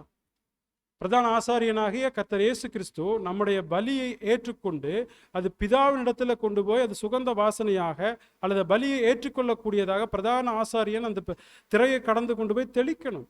தெளிக்கும் பொழுதுதான் அது வந்து அங்கீகரிக்கப்படுது. பிரதான ஆசாரியனே கொண்டு போகலினா ஸோ அந்த பலி என்ன ஆகுது? வேஸ்ட் ஆகுது. ஸோ நாம் நம்முடைய பலியை அங்கீகரிக்கும்படியான ஒரு ஊழியமாக அங்கே இருக்கணும்னா முதலாவது எதிர்பார்க்கப்படுவது அங்கே கீழ்ப்படிதல். முதலாவது எதிர்பார்க்கப்படக்கூடியது அந்த கீழ்ப்படிதல் என சொல்லி பார்க்கணும். அப்போதான் தேவன் அதை அங்கீகரிக்கக்கூடியதாக அங்கே இருக்கும். ஸோ நாம் ஏறெடுக்கக்கூடிய ஒவ்வொரு பிரயாசங்களும் அது எப்படியாக அங்கீகரிக்கப்படுது என சொல்லி நம்ம பார்க்கும் பொழுது அது அங்கீகரிக்கப்பட்டால் என்ன ஆகும்னு சொல்லி பார்த்தோம்னா மத்தேயு 25ஆம் அதிகாரம் 21வது வசனம். அவனுடைய எஜமான் அவனை நோக்கி, நல்லது, உத்தமமும் உண்மையுமுள்ள ஊழியக்காரனே, கொஞ்சத்திலே உண்மையாய் இருந்தாய், அநேகத்தின் மேல் உன்னை அதிகாரியாக வைப்பேன், உன் எஜமானுடைய சந்தோஷத்திற்குள் பிரவேசி என்றான். ஸோ கொஞ்சத்துல உண்மையா இருக்க வேண்டும். அந்த உண்மை அதுவே தேவன் எதிர்பார்க்கக்கூடியதாக இருக்கு. அந்த உண்மைத்தன்மை என்பதுதான் தேவன் அங்கீகரிக்கும்படியான ஒரு காரியமாக இருக்கு. ஸோ தேவன் அங்கீகரிப்புக்குள்ளாக அல்லது அங்கீகரிப்பு பெறுவதற்கான ஒரு தாரக மந்திரம் என்பது பிரியமான சகோதர சகோதரிகளே அந்த உண்மைத்தன்மை உத்தமமா இருக்கிறது என சொல்லி பார்க்கணும். அப்போ இன்னும் இதை எப்படி வந்து புரிந்து கொள்ளுது? சே ஃபார் எக்ஸாம்பிள் பாருங்க, இது எப்படியாக சொல்லப்படக்கூடும்னா எபிரேயர் 3ஆம் அதிகாரம் 5வது வசனம். சொல்லப்பட போகிற காரியங்களுக்கு சாட்சியாக மோசே பணிவிடைக்காரனாய் அவருடைய வீட்டில் எங்கும் உண்மை உள்ளவனாய் இருந்தான். ஸோ மோசே எப்படியாக இருந்துட்டார்? எனது தேவனுடைய வீட்டில் எங்கும் உண்மை உள்ளவராக இருந்துட்டார். ஸோ தேவனுடைய வீட்டில் எங்கும் உண்மை உள்ளவராக இருந்தார். அப்போ அது வந்து என்ன ஆகுதுன்னா தேவனுடைய அங்கீகாரம், அந்த தேவனுடைய அங்கீகாரம் பெற்றவராக அப்போஸ்தலனாகிய பவுல் எபிரேயருக்கு எழுதின நிருபத்தில் மோசேவை பற்றி அங்கு குறிப்பிடுறார். தேவனுடைய வீட்டில் அவர் எங்கும் உண்மை உள்ளவராக இருந்தார்னு சொல்கிற அந்த எடுத்துக்காட்டு மோசேக்கு அங்கே இருக்கு. அதே போல கர்த்தராகிய இயேசு கிறிஸ்துவுக்கும் பாருங்க, எபிரேயர் அதே 3வது அதிகாரம் 2வது வசனம் 2வது எடுத்துக்காட்டு. மோசே தேவனுடைய வீட்டில் எங்கும் உண்மையுள்ளவனாய் இருந்தது போல இவரும் தம்மை ஏற்படுத்தினவருக்கு உண்மையுள்ளவராய் இருக்கிறார். ஸோ இவரும் என்பது யாருன்னா கர்த்தராகிய இயேசு கிறிஸ்துவை அவர் வந்து அப்போஸ்தலனாகிய பவுல் வந்து குறிப்பிடுறார். ஸோ மோசே தேவனுடைய வீட்டில் எங்கும் உண்மையுள்ளவராய் இருந்தது போல இவரும், அதாவது கர்த்தராகிய இயேசு கிறிஸ்துவும் தம்மை ஏற்படுத்தினவருக்கு உண்மை உள்ளவராக இருந்தார். ஸோ அந்த 3.5 வருட காலம் என்பது கர்த்தர் இயேசு கிறிஸ்து எல்லா இடத்திலையும் சோதனையின் மத்தியிலும் பரீட்சையின் மத்தியிலும் உண்மை உள்ளவராக அங்கே இருந்துட்டார். அவர் தேவனுடைய குமாரனாக இருந்தும் அவர் அந்த வீட்டிற்கே வந்து முதலாளியாக இருந்துட்டாலும் அவர் இந்த 3.5 வருட காலத்துல அந்த சோதனையின் மத்தியில அந்த ஊழியத்தின் நாட்களில் எப்படியாக இருந்துட்டார்னா உண்மை உள்ளவராக இருந்தார். மோசேயும் அப்படித்தான் உண்மை உள்ளவராக இருந்தார். ஏன் அப்படி பார்க்கணும் எனில் பிரியமான சகோதர சகோதரிகளே, இந்த இடத்துல அந்த கிரேக்க பதம் அதை கொஞ்சம் பார்க்க வேண்டியது அவசியமா இருக்கு. G4108 ஆங்கிலத்தில் இந்த உண்மை உள்ளவராய் இருத்தல் என்பது, ஆங்கிலத்தில் நீங்கள் பார்த்தீங்கன்னா அந்த வசனம் முன்னாடி போங்க தம்பி ஒரு நிமிஷம். Who was faithful to him that appointed him, as also Moses was faithful in all his house. So இங்கே உண்மையுள்ளவனாக இருந்தது என தமிழில் கொடுக்கப்பட்டிருக்கு. ஆனால் ஆங்கிலத்தில் எப்படி இருக்குன்னா ஃபெய்த்ஃபுல். ஸோ அவள் விசுவாசத்தோட, தேவன் மேலே விசுவாசத்தோட என்பது இந்த தமிழில் எப்படி கொடுக்கப்பட்டிருக்குன்னா உண்மை உள்ளவராக இருந்தது போல. இதனுடைய எபிரேய பதம் H4102 பிஸ்டிஸ், PISTIS என அங்கே கொடுக்கப்பட்டிருக்கு. விசுவாசம் அல்லது அது ஃபெய்த்ஃபுல் என சொல்லப்பட்டிருக்கு. ஸோ எல்லா நேரத்திலும் விசுவாசத்தோட தேவன் மேலே பற்றுறுதியாக அங்கே இருந்தார் என்கிற அந்த கிரேக்க பதம். அதே போல் எபிரேயர் 3:5 மோசேக்கும் என்னதான் வருது என சொல்லி பார்த்தோம்னா இதே போல் அந்த பிஸ்டிஸ் H4102 உண்மையுள்ளவராய் இருத்தல் என சொல்லி பார்க்கும். ஸோ ஆங்கிலத்தில் ஃபெய்த்ஃபுல் என கொடுக்கப்பட்டிருக்கு. தமிழில் அது உண்மையுள்ளவராய் இருத்தல் என கொடுக்கப்பட்டிருக்கு. சரி, ஏன் இதை நம்ம பார்த்தோம்? பிரியமான சகோதர சகோதரிகளே, இதில் ஒரு மிகப்பெரிய வித்தியாசம் அங்கே இருக்குது என சொல்லி பார்க்குறோம். இத்தனை மணி நேரம் நம்ம பார்த்துட்டு வந்த அந்த உண்மைத்தன்மை, உத்தமத்தன்மைக்கும் இறுதியாக பார்த்துட்ட இந்த வசனத்துக்கும் ஒரு மிகப்பெரிய வித்தியாசம். அது நமக்கு ஆவிக்குரிய பிரயோஜனத்தை அது தரக்கூடியதாக இருக்கு. என்ன வித்தியாசமாக இருக்கலாம்? G4103 ட்ரஸ்டி, G4102 அதோடைய அலையஸ்தா G4103 பிஸ்டோஸ், பிஸ்டிஸ். பிஸ்டிஸ் என்பது G4102 அது விசுவாசம் என்கிறதை அடையாளப்படுத்தக்கூடியது. பட் G4103 என்பது பிரியமான சகோதர சகோதரிகளே அது ட்ரஸ்டி என அடையாளப்படுத்துகிறது. ட்ரஸ்டி என்பது அந்த இடத்துல காணப்படுகிறது. ஸோ இதனுடைய வித்தியாசம் என்ன என சொல்லி பார்க்கும் பொழுது, அன்பானவர்களே பாருங்க, விசுவாசமா இருப்பது என்பதை என்ன கொடுக்கும் எனில் ஆசீர்வாதம் கொடுக்கும். விசுவாசமா இருப்பது என்பது ஆசீர்வாதம் கொடுக்கும். Example Abraham. அவர் விசுவாசமா இருக்கிறாரு. அவருக்கு நடந்துட்ட அந்த உடன்படிக்கை என்னன்னு சொல்லி பார்த்தோம்னா வானத்து நட்சத்திரம், கடற்கரை மணல். அவர் விசுவாசமா இருந்ததன் நிமித்தம் அவர் மிகப்பெரிய ஒரு ஆசீர்வாதத்திற்குள்ள கடந்து வர்றார். அவர் நிமித்தமாகவே பூமியானது என்ன பண்ணப்பட இருக்குது? ஆசீர்வதிக்கப்பட இருக்கிறது. ஏன்னா எல்லாருமே ஆபிரகாமுடைய சந்ததி. மாம்ச இஸ்ரேலின ஜனங்கள், ஆவிக்குரிய இஸ்ரேலின ஜனங்கள் எல்லாருமே ஆபிரகாமுடைய சந்ததி. அதற்கு காரணம் அந்த விசுவாசம். So God will bless them, those who are faithful. தேவன் யாரெல்லாம் உண்மையான விசுவாசத்தில் காணப்படுகிறார்களோ அவரை என்ன பண்றாருன்னா ஆசீர்வதிக்கிறாரு. பட் டிஃபரன்ஸ் இருக்கு அன்பானவர்களே. என்னன்னு சொல்லி பார்த்தீங்கன்னா G4103 வரக்கூடிய அந்த பிஸ்டோஸ், ட்ரஸ்டி என்பது God will trust them, those who are so trustworthy. அதாவது விசுவாசமா இருந்ததன் நிமித்தம் ஆபிரகாம் ஆசீர்வாதத்தை வாங்கிட்டார்.